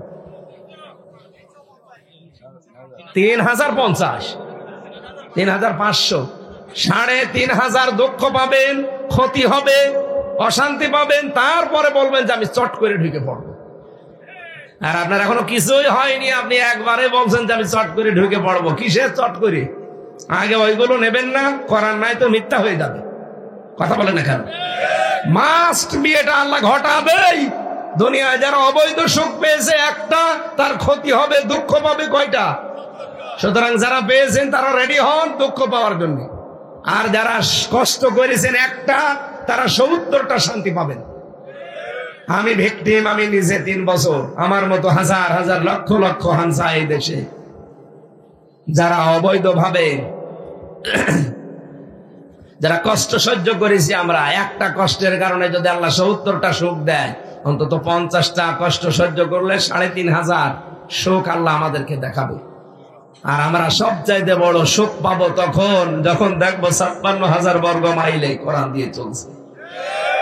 এটা আমাদের আসল সুখ না? বলেন বলেন, আরো জোরে বলেন। এই সুখটাই তো আমরা চাই। তাছাড়া তামাম দুনিয়া দিলেও আমি এত সুখী না যখন দেখবো যে বাংলার ৫৬,০০০ বর্গ মাইল এইটা দিয়ে চলছে। আর এইটার জন্যই তো আমরা মাঠে কাজ করি। এ বাহাদুর সাহেবের মতো মানুষ যদি ৩০০ এমপির ভেতরে মাত্র ১৫১ জন এই কোরআন বুকে নিয়ে যেতে পারে, সংসদের প্রথম অধিবেশনায় যদি বলতে পারে মাননীয় স্পিকার আমরা নামাজের বিল চাই, উনি বলবে যে হাত তোলেন। এনার মতো যদি ১৫১ জন হাত তোলে, সঙ্গে সঙ্গে নামাজের বিল কায়েম হয়ে যাবে। পরের দিন 18 কোটি মানুষ এই দেশে নামাজ পড়বে, তখন ওয়াজ করা লাগবে? আপনি হয়তো ভোট দিয়েছিলেন বাহাদুরকে একটা, 18 কোটি মানুষ নামাজ পড়বে, আপনি ওই দিন থেকে আমল নামায় 18 কোটি মানুষের নামাজের সওয়াব পাবেন। এই কথা বললে রাজনীতি হয় কোন কারণে? এটা তো আসল নীতি। আর আমি এইটাই কোরআনে পড়েছি। আপনার কথা বললে এটা রাজনীতি হয় না, আর আমি কোরআন দিয়ে বলছি এটা রাজনীতি হয়। মানে আপনি কি আমাদের পাগল পেয়েছে? হ্যাঁ, আমরা জাতে মাতাল হলো, তাহলে ঠিক আছে, তাহলে ঠিক আছে। এই জন্য সামনে সময় আসলে অন্তত আমরা এক ভোটে 18 কোটি মানুষের সওয়াব পাই। এরকম কাজ করা যাবে না? এটা যদি কেউ রাজনীতি মনে করেন, দুনিয়ার কাজ মনে করেন, এদিকে আসেন। কোরআন শরীফের ভেতরে নামাজের কথা মাত্র 82 জায়গায়, যাকাতের কথা মাত্র 82 জায়গায়, রোজার কথা মাত্র 1 জায়গায়, হজের কথা মাত্র 1 জায়গায়। আর কোরআন দিয়ে রাজনীতি করা লাগবে এই কথা আছে 918 জায়গায়। তাও তো আমার মাথা ছোট, যারা বড় বড় মাথা তো আরো বেশি পাবে। আর এমন এমন মাথা আলা লোক বলছে কোরআনের সাথে রাজনীতি কোনো সম্পর্কই নেই, ওর মাথা খাইতে মারা দরকার। বাংলায় বললাম, আপনি কোরআন পড়িয়েছেন যে আপনি পাবেন? আমার মতো ছোট মানুষ যদি 918 জায়গায় পায়, তো বড় বড় মাথা তাদের তো আরো বেশি পাওয়ার কথা না? এই কথা বললে আপনার কাছে রাজনীতি মনে হয়? নবীজিও তো রাজনীতি করেছেন, না করেন নাই? বলেন বলেন। উনি যদি রাজনীতি না করবেন তারা রাষ্ট্রনায়ক হলেন কি করে? এই সহজ কথাগুলো বোঝে না। বোঝে ঠিক ওই আবু জেহেলের মতো, বোঝার পরও না বোঝার ভান করে আছে। কারণ ও জানে যে আমি যা, মানুষ তো জানে। একজনের কথা শুনলাম কালকে, তার বাবা নাকি স্কুলের কেরানি ছিল, আর সে এখন একটা ব্যাংকের মালিক। চিন্তা করতে পারেন যে একটা কিরানির ছেলে যদি ব্যাংকের মালিক হওয়া লাগে, কত হাজার কোটি টাকা তার আছে, আপনি চিন্তা করতে পারেন? এটা যদি ইসলামপন্থী কেউ করতো, দুনিয়া উলট পালট করে ফেলতো। আল্লাহর ওলি খুঁজে পান না আপনারা। বুজুর্গ বান্দা কারা, মহান বান্দা কারা, মানুষ খুঁজে পায় না। মাওলানা মতিউর রহমান নিজামী রহমতুল্লাহ আলাইহে, উনি ওনার দায়িত্ব যেদিন পেয়েছেন মন্ত্রণালয়ে, মন্ত্রীর দায়িত্ব পালন করে 36 টাকা বেঁচেছিল, ওইটা রাষ্ট্রের কোষাগারে জমা দিয়েছে। বাংলাদেশের ইতিহাসে আর কে পেরেছে আপনি দেখান। আপনি তো 620টা বাড়িয়ে বানিয়ে ফেললেন। আরে সালমান এফ রহমানের মতো দরবেশ 36,000 কোটি টাকা চুরি করেছে। ইসলামের আইন থাকলে ওর হাত থাকতো? ওর হাত না, ওর কিছু থাকতো না। ওর যা আছে শরীরে সব কেটে ফেলত। ওর মাথা থেকে চুল থেকে পায়ের স্যান্ডেল পর্যন্ত সব সাদা। কি ওপরে মাথার চুল সাদা, ভরু সাদা, দাড়ি সাদা, জামা সাদা, পায়জামা সাদা, এমনকি স্যান্ডেলও সাদা, আর ভেতরের অবস্থা ও সবই সাদা। তারপরও শয়তানের ভেতরে মনটা পুরা কালো, কালো এবং কালো। কি করেছে আপনি চিন্তা করেছেন? 36,000 কোটি। জীবনে আপনাকে যদি গণনা করতে দেয় হাত ব্যথা হয়ে যাবে, তাও শেষ করতে পারবেন। কিন্তু এখন আমার মতো ফ্লোরে থাকে। আমি যেই বিল্ডিং এ ছিলাম, ওই হিমেল বিল্ডিং এ, তমাল বিল্ডিং এর নিচতলায়, এখন ঠিক ওই জায়গায় থাকে, তা ফ্লোরে। আমার তো একটা কম্বল দিয়েছিল, ওদের শুনছি কম্বলও দিচ্ছে না। ওর কম্বল দেওয়ার দরকার নেই। ও শয়তান যা করেছে, ওর কম্বল দেওয়ার দরকার কি? এমনি মরে থাক। সম্মানিত ভাইরা, আমি এলোমেলো অনেক কিছু বললাম শুধু একটু মনোযোগ আকর্ষণ করার জন্য। আমি এবার তাফসিরে প্রবেশ করছি। সূরা মায়েদা 55 নম্বর আয়াত, আল্লাহর ঘোষণা। তাফসির করার জন্য মূল নীতি আছে 15টা, উসুলে তাফসির। এখানে আলেম আছে না, সভাপতি আলেম মানুষ। 15টা মূল নীতি আছে তাফসির করার জন্য। এখন যদি এগুলোর ব্যাখ্যা করি তাহলে তাফসিরে যেতে দেরি হয়ে যাবে। আর আমরা 1 ঘন্টা 15-20 মিনিটই কথা বলি, বেশি বলি না, ক্লাস আকারে বলি।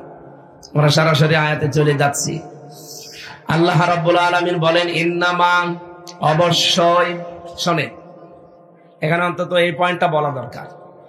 ইন্নার পরে যদি মা আসে পুরা কোরআনে হাদিসে যে কোনো জায়গায়, তাহলে বুঝবেন বাংলা অর্থ হচ্ছে কেবলমাত্র, শুধুমাত্র, একমাত্র।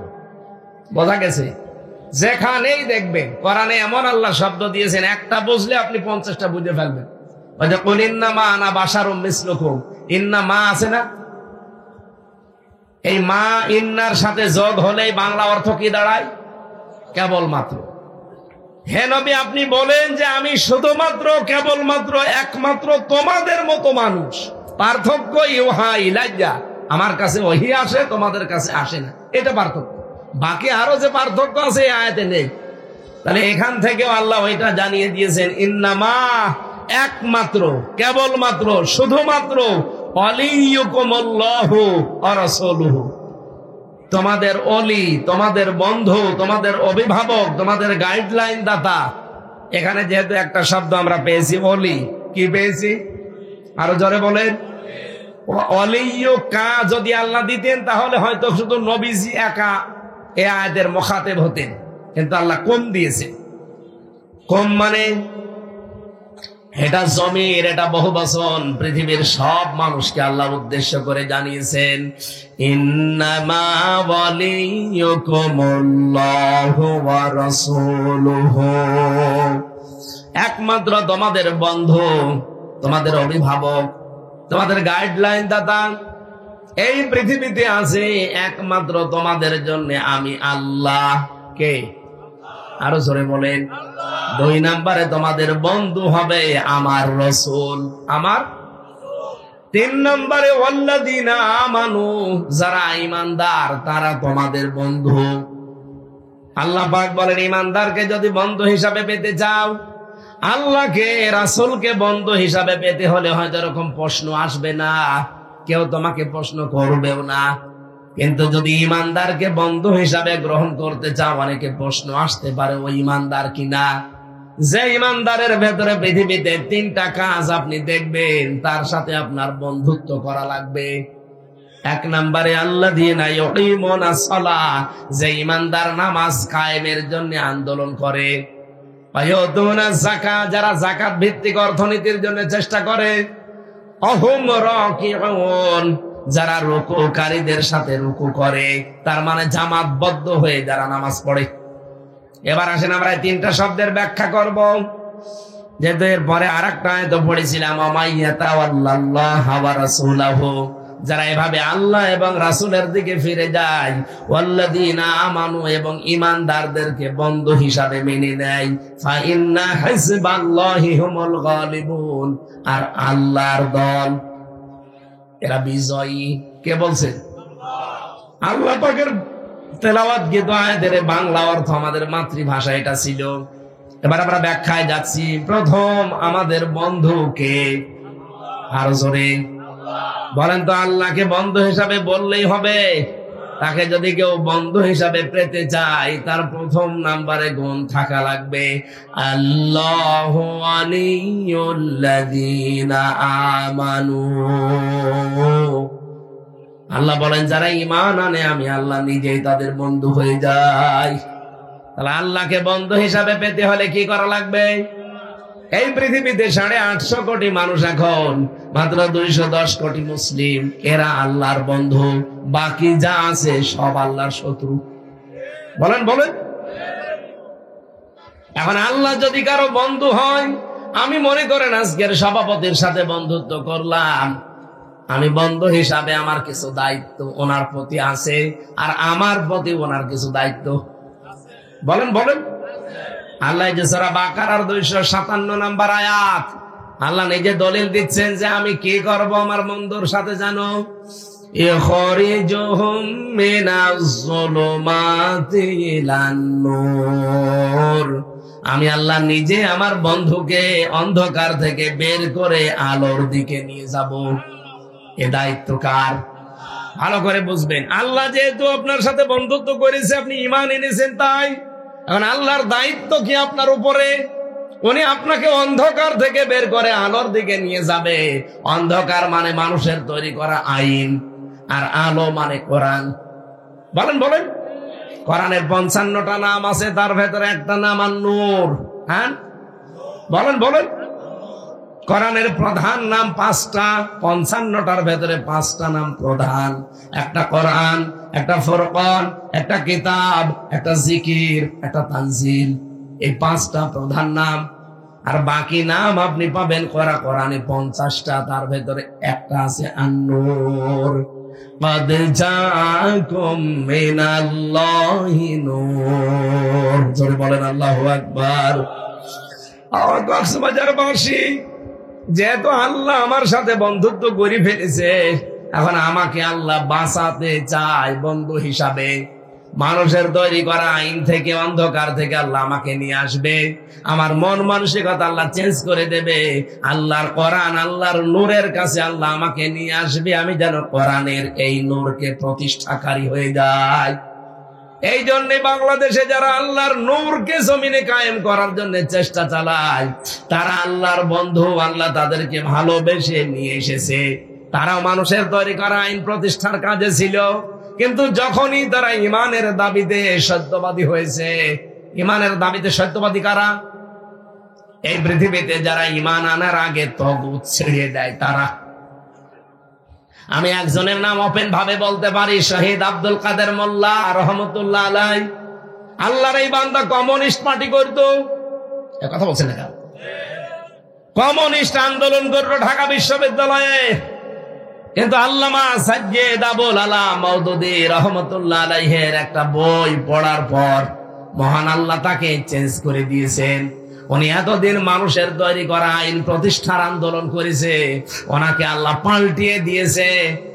এখন যেহেতু উনি ঈমান এনেছে তাগুতকে ছেড়ে দিয়ে, যে আমি ঈমান আনছি তাগুত ছেড়ে দিয়ে, আল্লাহ যেহেতু তার বন্ধু হয়ে গেছে, এ কারণে এখন মানুষের তৈরি করা আইন বাদ দিয়ে আল্লাহর তৈরি করা কোরআনের আইন কায়েমের উনি সারা জীবন আন্দোলন করেছে।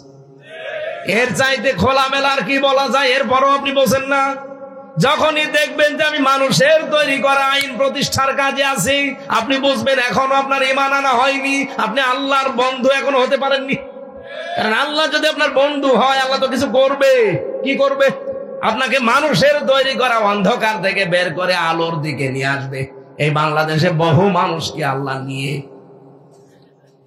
আমাদের আমিরে জামাত ডাক্তার শফিকুর রহমান হাফিজাহুল্লাহ, উনিও ছাত্রলীগ করতেন, জাসদ ছাত্রলীগ। আল্লাহ পাক তাকে ওই জায়গা থেকে ফেরত নিয়ে এসে এখন দিন কায়েমে, কোরআন কায়েমের জন্য নেতা বানিয়ে দিয়েছে। আপনি একটা কথা ভুল প্রমাণ করেন যে না এগুলো ঠিক না, বলেন। আপনিও যখন দেখবেন যে আপনি ঈমান এনেছেন কিন্তু আল্লাহর আইন প্রতিষ্ঠার কাজ আপনাকে দিয়ে হচ্ছে না, মানুষের তৈরি করা আইনগুলো কায়েমের কাজ আপনি করছেন, আপনি বুঝবেন আপনি ঈমানের দাবিতে মিথ্যাবাদী।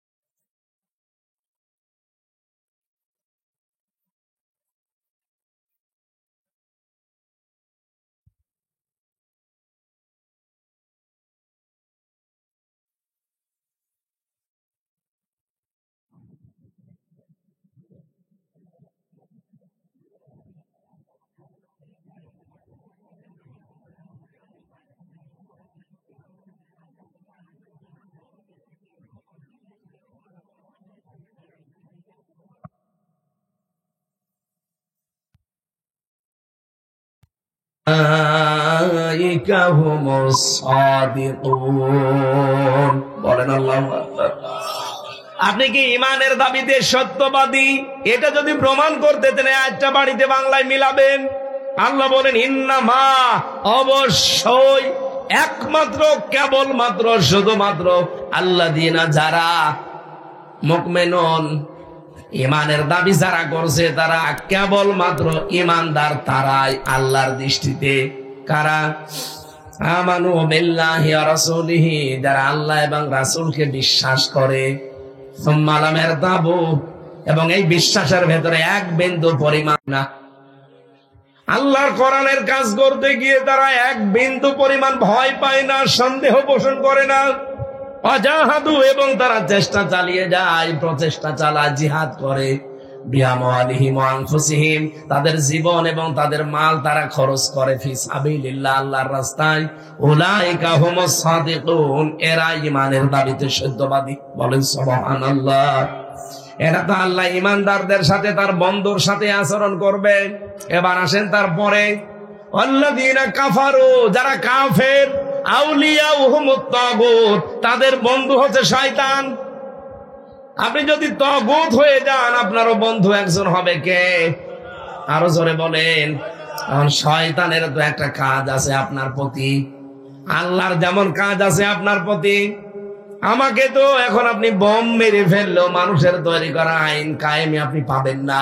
আমি যতদিন বেঁচে আছি, আল্লাহ আমাকে পথ যেহেতু দেখিয়েছে, আমার জীবনে, সারা জীবনের কাজ হবে আল্লাহর আইন প্রতিষ্ঠার চেষ্টা করা। কায়েম হলে ভালো, না হলে আমার কোনো অসুবিধা নেই, কারণ আমি এই জমিনের মালিক না, আমি হচ্ছে কামলা। কি? আমি হচ্ছে জন, মনীষ, পাট, লেবার, কামলা, বাংলায় যাই বলেন। আমি তো কাজ করে যাব, যদি কায়েম হয় ভালো, না হলে আমার নির্ধারিত বেতন আছে। কি কথা বলেন না কেন? আমার বেতন নেই। আমি 8 ঘন্টা ডিউটি করার পরে যদি আজকের মাহফিলের সভাপতির কাজ করে আমি 8 ঘন্টা পরে বেতন পাই, মহান আল্লাহ এই জমিনের মালিক, এই কোরআনের মালিক। আমি এই জমিনে এই কোরআন কায়েমের নির্দেশ পেয়েছি আল্লাহর কাছ থেকে, আনাকিমুদ্দিন। এই কথা বলছেন এখানে। এই নির্দেশ যদি আমার সারা জীবনে আমি পালন করি, উনি যেমন বিকাল 5টা বাজলে আমাকে বেতন দেবে, আল্লাহ পাকও আমাকে বিকাল 5টা বাজলে বেতন দেবে। বিকাল 5টা মানে জীবনের শেষ দিন। ওয়াবুদ রাব্বাকা হাত্তা ইয়াতিয়াকাল ইয়াকিন, ওই পর্যন্ত ইবাদত চালিয়ে যাও যতদিন ইয়াকিন না আসে। ইয়াকিন মানে মরণ। ইয়াকিন মানে কি? তাহলে মরণ পর্যন্ত আমাকে এই কাজে থাকা লাগবে। আমি মরণের বিছানায় আছাড় খেয়ে পড়বো, আর এই কাজে যদি সত্যি আমি মন দিয়ে থাকতে পারি, ফেরেশতারা এসে আমাকে সাহায্য করবে, আমাকে বলবে আল্লাহ তাখাফু ওয়ালা তাহজানু, আল্লাহর বান্দা ভয় নেই, কোনো চিন্তা নেই। কিসের ভয় আপনার? কিসের চিন্তা? ফামান তাবিয়া হুদায়া, যেটা আল্লাহ পাঠিয়েছিল হেদায়েত হিসাবে, সেটা তো আপনি মেনে নিয়েছেন, সেটা প্রতিষ্ঠা করার জন্য আপনি চেষ্টা চালিয়েছেন। এখন আর কোনো ভয় নেই, কোনো চিন্তা নেই। ওয়াবশিরু বিল জান্নাহ, ওই যে জান্নাত দেখা যাচ্ছে, এটা যে কত বাস্তব আমি নিজে দেখেছি। শহীদ মীর কাসেম আলী রহমতুল্লাহ আলাইহির জীবনে ওনার দায়িত্বে যে ছিল যে কারারক্ষী কুতুবউদ্দিন, আমার দায়িত্ব একটা লোকই ছিল। মাঝে মাঝে আমার এসে বলতো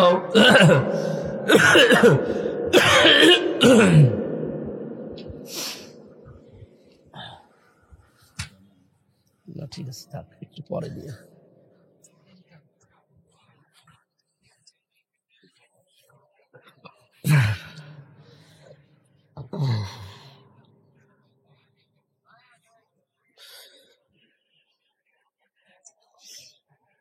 কারারক্ষী ভাই আমাকে মাঝে মাঝেই বলেছিল, রাতের বেলা রাত 12টার পরে যখন ডিউটিতে আসতো, আমাকে ডাক দিয়ে বলতো, হামজা ভাই, আমি এখনো পর্যন্ত একটা জিনিস মিলাতে পারি নাই। শহীদ মীর কাসেম আলী, এই লোকটা যেদিন তার ফাঁসি হবে সেই দিন আমি ছিলাম তার দায়িত্বে পাহারায়। মাত্র 3 ঘন্টা বাকি আছে। ওনারে বললাম, স্যার আপনি প্রস্তুতি নেন, 10টায় একে আপনার ফাঁসি, আর মাত্র 3 ঘন্টা। উনি আমারে বলছে, কুতুব ভাই এখনো 3 ঘন্টা, অনেক সময়। আমি 2 ঘন্টা ঘুমিয়ে গেলাম, আপনি 1 ঘন্টা আগে আমারে ডেকে দেবেন। কুতুব ভাই যে কোরআন শরীফ আমার সামনে এসে বলছে, ভাই দেখলাম লোকটা 2 ঘন্টা ঘুমিয়ে গেল। ওনারে ডাকলাম রাত 9টায়, যে তার 1 ঘন্টা বাকি আছে। উনি ঠিক ঘুম থেকে ভালোভাবে উঠলেন, গোসল করে নিলেন, ওযু করে নামাজ পড়ে আমারে বলছে, আমি রেডি আছি, চলেন। আমি রেডি আছি, চলেন। এ কথা বলা আমার উদ্দেশ্য না। উনি বলছে, এটা আমি আপনাকে এই জন্য বলি না, আমি এখনো মিলাতেই পারি না যে ওনার ঘুম আসলো কি করে। যার মাত্র 3 ঘন্টা পরে ফাঁসি, আর সে 2 ঘন্টা ঘুমায়, ওর ঘুম আসলো কি করে? আমি বলছি আমিও মিলাতে পারি নাই, কারণ আমিও তো 3 বছর ছেলে, আমারও তো মাঝে মাঝে ঘুম আসতে চায় না। জেলখানায় বেশি চলে ঘুমের বড়ি। আপনি কক্সবাজার জেলে যেয়ে দেখেন ঘুমের বড়ি কিভাবে চলে, অথচ ভেতরে কোনো কাজ নেই, কোনো কাম নেই, 24 ঘন্টা বসে থাকা, তারপরও ঘুম আসে না। ওই দিন আমি ওনাকে সূরা হামিম সাজদার 30 নম্বর আয়াতটা শুনিয়েছিলাম, যে আপনি হয়তো ওইভাবে টের পাননি, কিন্তু আমি হালকা টের পেয়েছি কেন তার ঘুম এসেছিল। আল্লাহ পাক বলেন, ইন্নাল্লাযীনা ক্বালু রাব্বুনাল্লাহ সুম্মা ইসতাকামু তাতানাজ্জালু আলাইহিমুল মালাইকা। অবশ্যই যারা এই কথা বলতে পারবে যে আমাদের রব আল্লাহ, আর এর উপরে টিকে থাকতে পারবে, ইস্তিকামাত পয়দা করতে পারবে, দৃঢ় থাকতে পারবে, আল্লাহ বলেন আমি নিজে তার জন্য ফেরেশতা পাঠাবো। এখানে শব্দটা তাতানাজ্জাল, এটা মুজারে, বর্তমান, ভবিষ্যৎ, প্রেজেন্ট, ফিউচার। আল্লাহ শুধু 1 বছর দিলে তো পারতেন, তাতানাজ্জালুল মালাকুন, 1 বছর। আল্লাহ মালাইকা বহু বছর দিলেন কেন? ফেরেশতা আমি 1 জন 2 জন না, লক্ষ লক্ষ ফেরেশতা তার কাছে পাঠাবো, কারণ ও 2টা শর্তই পূরণ করেছে। আমাকে রব বলেছে আর টিকে ছিল। এই 2টা শর্ত পূরণ করলে আমি কি করব জানো? ফেরেশতাদেরকে বলবো, কানের কাছে বলে দেন, আল্লাহ তাখাফু ওয়ালা তাহজানু, কোনো ভয় নেই, কোনো চিন্তা নেই। ওয়াবশিরু বিল জান্নাহ, ওই জান্নাতের সুসংবাদ নেন। আল্লাতী কুনতুম তুআদুন, যার ওয়াদা আল্লাহ করেছে। আমার তো ওই দিনই বিশ্বাস হয়েছে 100 ভাগ যে শহীদ মীর কাসেম আলীর কানের কাছে ফেরেশতা অবশ্যই কিছু শুনিয়েছে। তারা হয়তো বলেছিল, আল্লাহর বান্দা কোনো ভয় নেই, আপনার ছেলে ব্যারিস্টার গুম হয়ে আছে, আর মান তাতে কি? আপনার স্ত্রী এখন হাসপাতালের বেডে কাতরাচ্ছে, তাতে কি? আপনার লক্ষ লক্ষ আপনার দলের লোক পালিয়ে বেড়াচ্ছে, জেল খাটতেছে, আপনার কত কোটি কোটি টাকার প্রতিষ্ঠান দেশে বিদেশে, কোনো চিন্তা করবেন না, সবগুলোর দায়িত্ব আল্লাহ নিয়ে নিয়েছে। এ কথা ওনার কানের কাছে এসে না বলে গেলে জীবন ওনার এই 2 ঘন্টা ঘুম আসার কথা না। আপনাকে বলতে যত সহজ মনে হয়, বাস্তব কি অত সহজ? আমি নিজে ভিকটিম, এই জন্য বলছি। বাইরে আমার সব ছিল, আমার মা বাবা আছে, আমার শ্বশুর শাশুড়ি ধনী মানুষ, আমার মা বাবা আছে, যা চলার মতো আছে, আমার স্ত্রী শিক্ষিতা, অনার্স মাস্টার্স করা, কামেল পাস, আমার মেয়ে ছিল ওই সময় মাত্র 2টা, আমার বাড়ি আছে, আমার নিজের জমি আছে, আমার ব্যবসা ছিল, সব ওকে। আমি যদি কিয়ামত পর্যন্ত জেলে থাকতাম তা অসুবিধা নেই। তারপরও আমার ওই ছোট মেয়েটার কথা ভেবে আমার ঘুম আসতো না। 24 ঘন্টা আমার তালা লাগিয়ে রেখেছিল ফাঁসির ওই কন্ডেম সেলের ভেতরে। এই একটাই শাস্তি, যে কোনো যোগাযোগ নেই, আপনার বাইরে থাকেন পড়ে। কোন বই পড়তে চাইলে বইও দিত না। যেই কয়দিন আমি বই চেয়েছি কারারক্ষীদের কাছে, বই এনে দিয়েছে বঙ্গবন্ধুর আত্মজীবনী। এ বই পড়ে করবে। আর একদিন দেখি বই নিয়ে এসেছে বঙ্গবন্ধুর চীন সফর, আমি বই আর পান না। পরের সপ্তাহে বই নিয়ে এসেছে বঙ্গবন্ধুর ছেলেবেলা। তার মানে ও শুধু বঙ্গবন্ধু কর্নারে যায় আর যা পায় নিয়ে আসে। পরে ওনারে বললাম, আপনার বই নিয়ে আসার দরকার নেই, জিন্দা শহীদ ওই ভেতরে একজনকে পেয়েছি আমি, জনাব এটিএম আজহারুল ইসলাম। এক কারারক্ষীকে বললাম যে ওনার কাছে যাবেন, বলবেন হামজা কিছু বই চেয়েছে। আল্লাহর বান্দা আমার জন্য 2টা তাফসির পাঠিয়েছিল, ফি জিলালিল কোরআন আর ফি তাফহিমুল কোরআন। আল্লাহ মনে হয় ওনাকে দিয়ে এগুলো পাঠিয়েছে। ওই পরবর্তীতে ওই 2টা বই পেয়ে একটু সময় যেত। তাছাড়া 24 ঘন্টা আমি আর মামুনুল হক এক ঘরে, কোনো কাজ নেই, কি করব? 24টা ঘন্টা তালাবদ্ধ, আরো 2 জন মানুষ আমার সামনে বসা। মনে হচ্ছে আমরা কি করেছি। অথচ আমার যে মামলা, আমার তো জেলে থাকা না, খালেদার মতো বাড়ি থাকার কথা। হ্যাঁ, আমার ঠনকো একটা মামলা দিয়েছি যে আমার সন্দেহ করে বাড়ি থেকে ধরে নিয়ে গেছি। এই মামলায় কোনোদিন 3 বছর জেল হয়? আমার তো খালেদার মতো বাড়ি না, বোর কাছে থাকতে দেওয়ার কথা। আর আমার রেখে দিয়েছে ফাঁসির কন্ডেম ছেলে, যোগাযোগ বিচ্ছিন্ন। আমার দাদা মরে গেছে, নানি মারা গেছে, শালা মারা গেছে, একটা ভাই মারা গেছে, আমি কিছু জানি না। বের হয়ে শুনলাম তোরা মরে গেছে। অথচ ওই দাদাটা আমার এই পর্যন্ত আনতে বহু কষ্ট করেছিল। ওই সেই 5 পাস করার পরে মাদ্রাসায় ভর্তি করে এই বাড়ি থেকে চাউল ডাউল পাঠিয়ে দিত, টাকা পাঠাইতো। আমার বাবা তো গ্রাম্য মানুষ, এই দাদা সব করতো। আর আমার এক চাচা ছিল। অথচ সে দাদা সারা জীবন বলতো, আমি মারা গেলে আমার জানাজাটা তুই পড়াবি। পড়াবো কি করে, আমি তো ভেতরে, আর আমি জানি না মরে গেছে। 3 বছর পরে শুনলাম যে উনি মরে গেছে, উনি আর নেই। নানিকেও দেখতে পারি নাই, নানাকেও পারি নাই, ভাইকে পারি নাই, একটা শালা ছিল, শালাটাও পারি নাই, সব চলে গেছে মাটির নিচে। এই কষ্ট দিয়ে আপনি কি করলেন? ওই মানুষটাকে আমি ওই দিন দেখেছিলাম, মাঝে মাঝে যখন বই পাঠাতো আর আমারে বলতো, হামজা আমার জন্য দোয়া করবো, চিঠি লিখে দিত চিরকুট। ওখানে লিখা দেখতাম যে আমার জন্য দোয়া করবা, আমি যেন আমার ইমানের উপরে টিকে থাকতে পারি, বাতিলের সামনে যেন মাথা নত না করি। আল্লাহর এই জিন্দা শহীদ বান্দা, এই মাজলুম মানুষটা এখনো পর্যন্ত জেল খাটতেছে। আর যারা দায়িত্বে আছে এদের এখনো হুঁশ হয় না। কত বড় বড় চোর ডাকাত মার্ডার মামলার আসামি সব বের হয়ে চলে গেল, আর আল্লাহর এই মাজলুম বান্দাটাই 13 বছর জেল খাটতেছে। আমরা চাই তাকে এই 22 তারিখে তার ডেট আছে সর্বশেষ, এটা যেন মুক্তি দেওয়া হয়। এ বাঙালিকে আর কোন হাইকোর্ট দেখাবেন না, আমরা বহু আইন জানি, সবগুলো বানানো আইন। আপনারা যা বলছেন একটা কথাও ঠিক রাখেন না।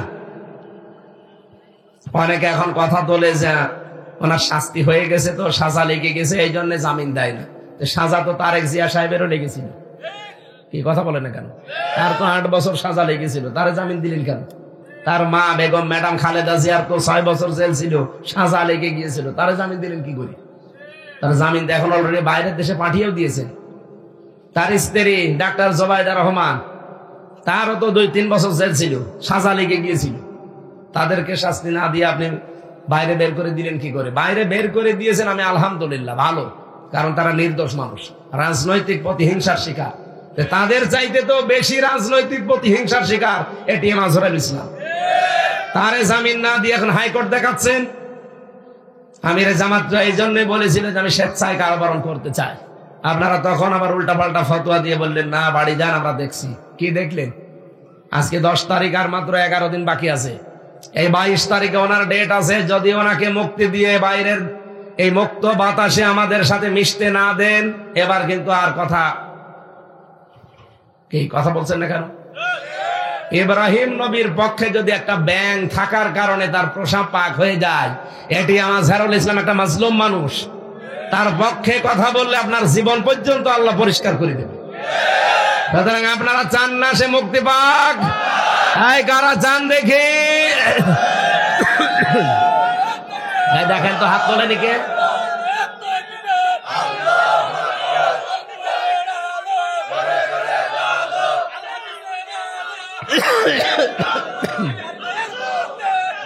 আলহামদুলিল্লাহ। না, শুধু আজহারুল ইসলামের না, যত নিরপরাধ মানুষ 15.5 বছরের ভেতরে আটক আছে সব ছেড়ে দেন। কারণ হাসিনা যেমন ভুয়া, ওর মামলাও সব ভুয়া। আমি নিজে ভিকটিম, আমি তো দেখেছি আগস্টের 5 তারিখের পরে শুধু মামলা তুলতে দেরি, জামিন না পুরা খারিজ করে দিয়েছে। অথচ ওই জজই তো 3 বছর ছিল, এতদিন জামিন দেয়নি। এখন তুলতে দেরি, বলছে হুজুর এর ভেতরে কোনো মাল নেই, পুরা খারিজ করে দিলাম। আমি বলতেও গেলাম যে মাননীয় আদালত, এর ভেতরে কে 3 বছর কোনো মাল ছিল? 3 বছরও তো কোনো মাল ছিল না। এই কথাই বলতো যে হুজুর আমার হাত বাঁধা ছিল। এতদিন হাত বাঁধা, কিছু করতে পারে না, এখন হাত খোলা আছে। আমরাও চাই আগামী থেকে এই দেশে যারা আসবে আবু সাইদের মতো হাত খোলা থাকবে। কথা বলেন। হাত বেঁধে দিলে আমার এই বিচারকের মতো কিছুই করার নেই। উনি এরকম হাত বেঁধে রেখেছিলেন 1628 জন মানুষের এই বাংলাদেশে। সব হাত বাঁধা ছিল, শুধু ববুর হাত খোলা ছিল। তাও ববুর সব হাত খোলা না, দাদা যেটা খুলে দেয় ওইটা খোলা। কথা বলছেন না? এখন ববুর সাথে সম্পর্ক ছিল, ববু নেই, সম্পর্ক নেই। স্বামী স্ত্রীর সম্পর্ক না, এখন শালা দুলা ভাই সম্পর্ক নেই। এখন গেলে আমাদেরকে দুলা ভাই বলে। দেখেন সেদিন দাদা নমস্কার দিচ্ছে, হাত জোড় করে, মনে হচ্ছে যে এতিমের মতো দাঁড়িয়ে আছে। দাদা আরো নরম হবে যদি আমরা একটু নিজেরা ঠিক থাকতে পারতাম। আগস্টের 5 তারিখের পরে বহু মুনাফিক টাকা পয়সা খেয়ে এই জালেমদেরকে নিরাপদে পার করে দিয়েছে, আর অনেকেই বিভিন্ন কায়দা করছে। ওদের গরুর মদ খাওয়া বুদ্ধি, বাংলায় বললাম, গরুর প্রসাব খাওয়া বুদ্ধি ওদের। আপনি জানেন, তলে আপনাকে কেটে চলে যাবে আর উপরে পানি ঢালবে। যারা এই ফাঁদে পা দিয়েছেন না, দেখেন কি হয়, সামনে মরবেন আপনি অবশ্যই ইনশাআল্লাহ। কোন এলাকায় আসলাম ওয়াজ করতে, তো সবই দেখছি রওশনের সাথে মতো। রওশনের সাথে বলে বিরোধী দলীয় নেত্রী ছিল, ওরে যা বলতো ও তাই বলতো। আমরা কি এইরকম বিরোধী দলীয় নেত্রী চাই? আর নেত্রী চাই না, আমরা চাই সামনে নেতা। কি নেতা হবে সামনে? কোন নেত্রী নেই। কিসের নেত্রী? নেত্রী যদি জোর করে চাপিয়ে দেয় আমেরিকা আমাদের উপরে, তাহলে আমেরিকায় নেত্রী দেওয়া লাগবে। ও 236 বছর চলছে, আজ পর্যন্ত কোন মহিলাকে দায়িত্ব দেয়নি ওরা। ট্রাম্পের মতো একটা মাতালকে দায়িত্ব দিয়েছে। এটা মাতাল না? মাতালের বাচ্চা মাতাল। ওর জন্যই তো আজ ফিলিস্তিনের অবস্থা। ও মাতাল যদি একটু কড়াকড়ি করতো, শক্ত থাকতো, আজকে আবার শুনলাম ইরানকে হুমকি দিয়েছে যে ইসরায়েল আর এই ট্রাম্প দুইজন মিলে এদের মোকাবেলা করবে ইরানের। এটার একটু প্রতিবাদের ভাষায় কথা বলেছে। আপনারা নিজেদের কথা নিজেরা মানেন না, মাতলামি বন্ধ করেন।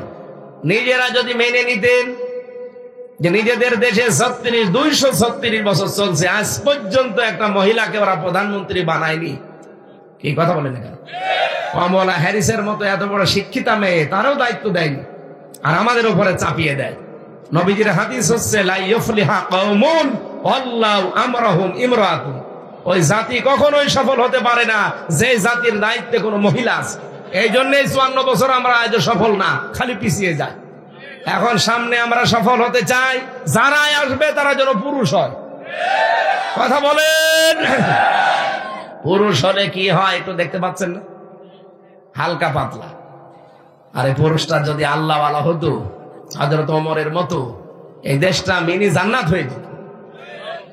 উন্নতি তো হইতো, ওই মিনি জান্নাত হয়ে যেত। মালয়েশিয়া একজন মাহাতির মোহাম্মদ দাঁড় করিয়ে ফেলেছে মাত্র এই 23 বছরে। এখন 25 সাল চলছে না, 21 সাল থেকে ওরা দাঁড়িয়ে গেছে। কি 1 সাল থেকে 23-24 বছর ওরা মানচিত্রে দাঁড়িয়ে গেছে। ওদের দেশটা, আমি 9 দিন ছিলাম, সেই একদিনও কাশি দেয়নি, কি পরিষ্কার পরিচ্ছন্ন। আর আজকে আমি এই যে টেকনাফে গিয়েছিলাম, যাওয়া আসায় মনে হয় 50 বার কাশি দিলাম, কি ধোলা। তারা যদি দাঁড়িয়ে যেতে পারে, এত বড় বিশাল দেশ, বাংলাদেশে যেতে পারে 5 ডবল বড় দেশটা, আমরা দাঁড়িয়ে যেতে পারবো না? মানে আমাদের শুধু আল্লাহর বিধানটা লাগবে আর সৎ নেতৃত্ব লাগবে। মালয়েশিয়ার এখন স্বরাষ্ট্রমন্ত্রী যিনি, উনি ইসলামী ছাত্র শিবিরের কেন্দ্রীয় সেক্রেটারি জেনারেল ছিলেন ওই দেশের। আমাদের যেমন ইসলামী ছাত্র শিবির, ওই দেশেও ইসলামী ছাত্র শিবির আছে। ওই ছাত্র শিবিরের কেন্দ্রীয় সেক্রেটারি জেনারেল এখন ওই দেশের স্বরাষ্ট্রমন্ত্রী। দেশ এমনি দাঁড়িয়েছে। খাদ্যে ভেজাল নেই, যদি ধরা পড়ে কোনো খাদ্যে কেউ ভেজাল দিয়েছে, কোনো বিচার নেই, কোনো হিসাব নেই, সঙ্গে সঙ্গে মেরে ফেলবে। আমাদের দেশে যদি এরকম 5টা দেখতে পারতাম, এই দেশে কেউ খাদ্যে ভেজাল দেওয়ার সাহস দেখাতো না। এখন এই যে আমার কুষ্টিয়া বিশ্ববিদ্যালয়ের এক বড় ভাই ম্যাজিস্ট্রেট, উনি আব্দুল জব্বার মন্ডল, রাজশাহী বাড়ি, উনি চেষ্টা চালাচ্ছে ঢাকাতে ওরকম যদি চট্টগ্রামে একজন, রাজশাহী একজন, খুলনা একজন, ময়মনসিংহ একজন, বরিশালে একজন, ঢাকাতে তো একজন আছে, সিলেটে একজন, এরকম 8 বিভাগে 8 জন যদি এরকম দাঁড়িয়ে যেত সৎ মানুষ, এই দেশেও কেউ খাদ্যে ভেজাল দেওয়া 2 নাম্বার জিনিস 3 নাম্বার বলে বিক্রি করতে পারত না। পোশাকের এই জায়গায় লিখে রাখে 8,000 টাকা দাম, অথচ এটার দাম 300 টাকা। ওরা নিজেরা এটা কম্পিউটার দিয়ে লিখে বসিয়ে দেয়। এটা এখন ধরে ফেলছে, আমরা তো এতদিন এগুলো বুঝতামই না। এটা যদি ওই দেশে হয় না, সঙ্গে সঙ্গে মেরে ফেলবে, কোনো বিচার নেই। এই জন্য বলছি দেশটা দাঁড়িয়ে যাবে। আমরা দেখতে পাচ্ছি সামনে, যেহেতু একজন দক্ষ মানুষ ডক্টর মোহাম্মদ ইউনূস, কিন্তু আল্লাহ ভীরু মানুষ যদি আমরা পেতাম, দেশটা জান্নাত হয়ে যেত। আর এইটাই তো আমরা সামনে দেখতে চাই। কথা বলেন না কেন? এগুলো যারা চায় না, কিছু মানুষ আছে শুধু খাবো খাবো নেব নেব, তারাই কিছু চায় না, শুধু নির্বাচন চায়, কিচ্ছু চায় না। তারা নির্বাচন তো আমরাও চাই, কিন্তু যারাই দায়িত্বে ছিল তারা তো এখনো আছে। এই মানুষগুলো তো পাল্টাবেন নাকি? না পাল্টিয়ে খালি নির্বাচন দেন, নির্বাচন দেন, দিয়ে করবো কি? আবার তো দিনের ভোট রাতে হয়ে যাবে। আমরা এটা আর করতে দিতে চাই? সংস্কার যেখানে যতটুকু লাগবে করা লাগবে। আপনার যদি এটা রাগ হয়, রাগ হোক, এটাই আমরা কইরেই ছাড়বো। এই দেশে ছাত্র জনতা মিলে কিন্তু এইটাই চেয়েছে, নাই তো এই শহীদদের সাথে বেইমানি করা হবে। তরিনা ফরজ 116 জন আলেমের নামে মামলা করেছিল তালিকা করে, তার ভিতরে আমি ছিলাম 70 নম্বরে। এখন আল্লাহ পাক করে ধরিয়ে দিয়েছে, ও শয়তান এখন জেল খাটতেছে। আলেমদের পেছনে যারাই লেগেছে, ডাইরেক্ট ইনডাইরেক্ট, এই যে চাপাই নবাবগঞ্জের 2 জন মুফাসসিরে কোরআন স্বামী স্ত্রী, এই 2 জনও ধরা খাবে। এমন অপমান করবেন আল্লাহ, পরনে লুঙ্গি শাড়ি কিছুই থাকবে না। হ্যাঁ, কথা বলেন না কেন? যারাই করেছে আপনি দেখেন, তাদেরকে আল্লাহ অপমান করেছে। কিন্তু আলেম আবার হওয়া লাগবে হক্কানি আলেম। আলেম যদি হয় ফরিদউদ্দিন মাসুদের মতো, ওরে জবাই করলেও সমস্যা না। জবাই করতে বলছি না, কারণ ও তো আলেম নামে একটা কলঙ্ক, আলেম নামে জালেম। আল্লামা সাইদির ফাঁসি চাইতো শাহবাগে গিয়ে, ওকে আলেম। আর আরেকজন তো দেখলাম এক আলেম, বায়তুল মোকাররমের সাবেক খতিব, ও নাম বলতো কওমি জননী। যেই দিন এই নামটা দিয়েছে সেদিন আমরা জেলখানায়, মামুনুল হক, সাকাত হোসেন রাজি, এরকম বহু আলেম আমার সাথে ওই দিন বদদুয়া করেছে। আল্লাহ করলো কি? একে আলেম আমাদেরকে জেলে রেখে কষ্ট দিচ্ছে, আর ও বাইরে আমাদের কওমি জননী নাম দিচ্ছে।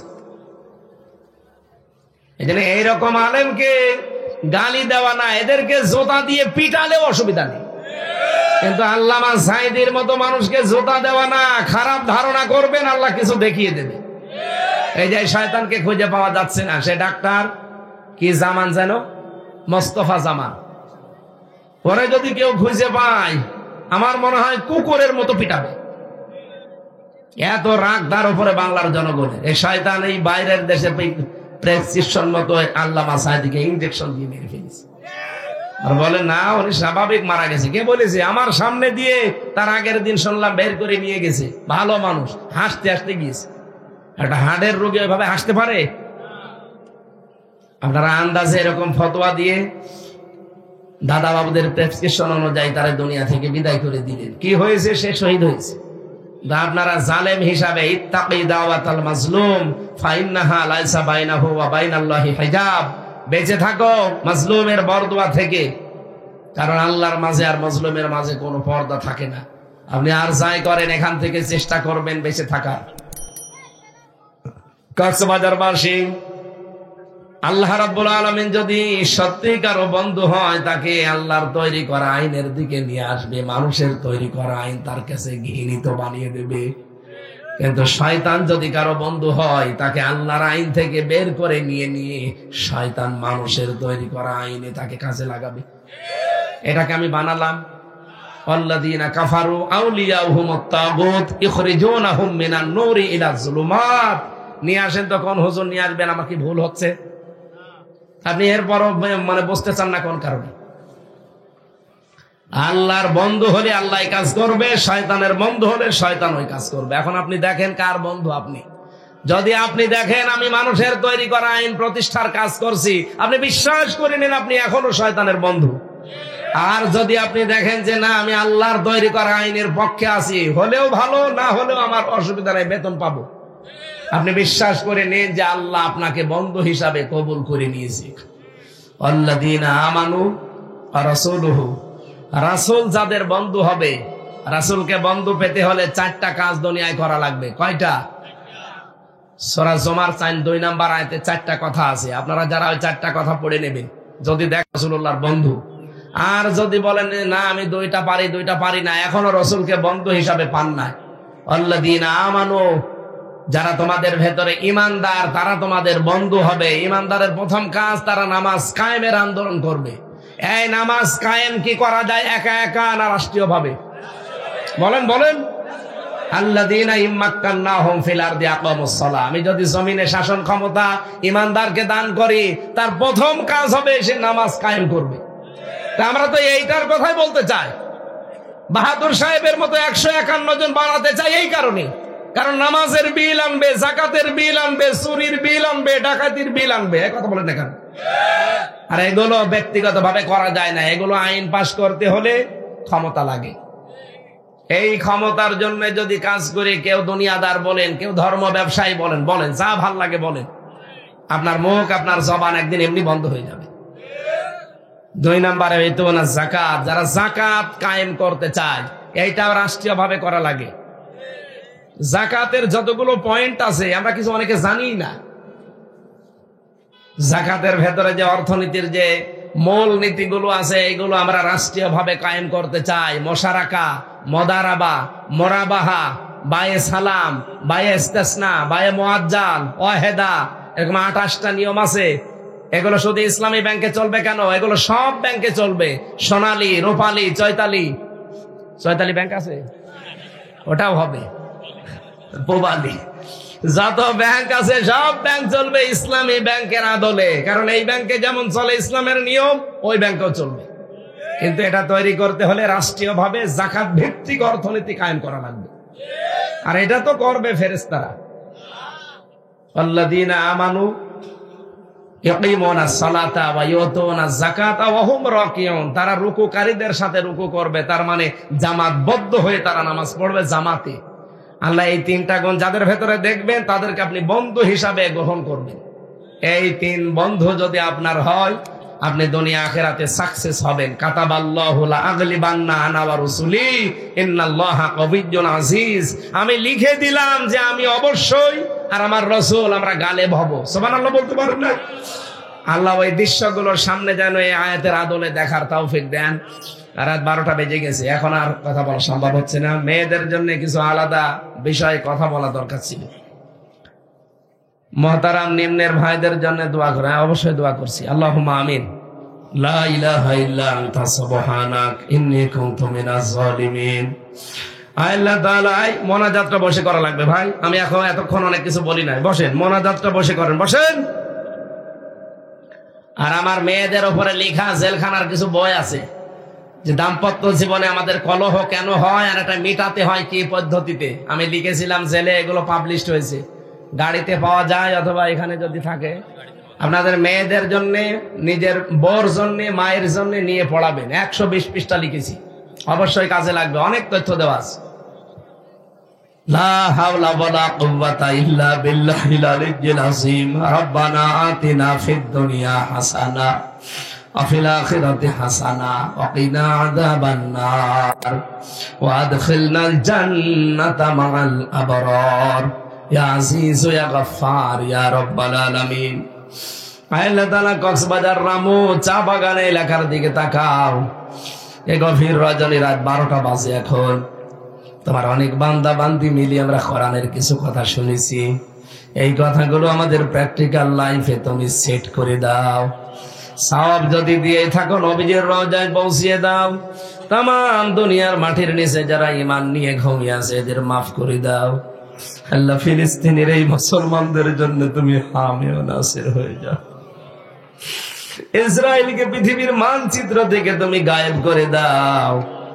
আল্লাহ, তুমি তো আমাদের ওই আল্লাহ যিনি রহমান, যিনি রহিম, যিনি আবার জাব্বার, যিনি কাহার। শুধু তোমার রহমান আর রহিম নাম না, আমরা জাব্বার এবং কাহার নাম দেখতে চাই। পৃথিবীর এই নিকৃষ্ট জাতি ইহুদিদের হাত থেকে বিশ্বের মুসলমানদেরকে বাঁচাও। আল্লাহ, এদেরকে তুমি দুনিয়ার জমিন থেকে হালাক করে দাও। কত শিশু কাঁদতেছে আর বলছে, আল্লাহ তুমি আমাকে দুনিয়া থেকে নিয়ে যাও, আমি শুনেছি নাকি জান্নাতে খাবারের কোনো অভাব নেই। গতকালকে দেখলাম এক বাবা, তার সন্তান মস্তক হারিয়ে গেছে, মাথা বিহীন, সন্তানের বুকে হাত দিয়ে আরশের দিকে তুলে ধরেছে। আল্লাহ তাআলা, এই মানুষগুলোকে শাহাদাতের সর্বোচ্চ মাকাম দাও। আমরা অনেকে অসুস্থ আছি, আমাদেরকে শেফায়ে কামেলা আজেলা দাও। বিশেষ করে মা বোনেরা পর্দার আড়ালে যারা বসে আছে এদেরকে খাদিজার মতো, আয়েশার মতো বানিয়ে দাও। আল্লাহ, এই মাহফিলের আয়োজন যারা করেছে, বিশেষ করে যারা দোয়া চেয়েছে, চা বাগানের ব্যবসায়ী যারা, এরা যেভাবে কষ্ট করে, আমার এই আমিন ভাই সহ যত মানুষ এই মাহফিলের জন্য মন থেকে কষ্ট করেছি, সবার অভাব দূর করে দাও। তোমার নবী জানিয়েছে, মাজলুমের দোয়া, মুসাফিরের দোয়া তুমি ফেরত দাও না। আমি একদিকে মাজলুম, আর একদিকে মুসাফির, আর একদিকে অসুস্থ। আল্লাহ, দোয়াটা কবুল করে এই চা বাগান এলাকায় যারা ব্যবসা বাণিজ্য করে এদের রিজিকে বরকত দিয়ে দাও। প্রবাসী ভাইরা এখানে টাকা পাঠিয়েছে, তাদের জীবনেও তুমি বরকত দাও, সহি সালামতে রাখো। আবার দেশের মানুষ দেশে ফিরিয়ে দাও। রব্বুল আলামিন, কবরবাসীদের জন্য এরা মোনাজাত করছে। যত মানুষ এলাকায় বিভিন্ন কবরে আছে, কবরগুলো জান্নাতুল ফেরদাউস বানাও। মাহফিলের সহযোগিতা আছে যেইভাবে করেছে ছোট্ট আয়োজনে, প্রত্যেককে তার পারিশ্রমিক দুনিয়া আখিরাতে দিয়ে দাও। যত সদস্য ভাইরা কাজ করছে বিভিন্ন সেক্টরে বুকে ব্যাস লাগিয়ে, এই সদস্য স্বেচ্ছাসেবক ভাইদেরকে ওমরের মতো বানিয়ে দাও। আল্লাহ তাআলা, কখন কার কাছে মরণ চলে আসে আমরা কেউ জানি না। মরণের আগে অন্তত চোখে দেখতে চাই কোরআন দিয়ে বাংলাদেশ চলছে। বারাকাল্লাহু লানা ওয়া লাকুম ফিল কোরআনিল আযীম।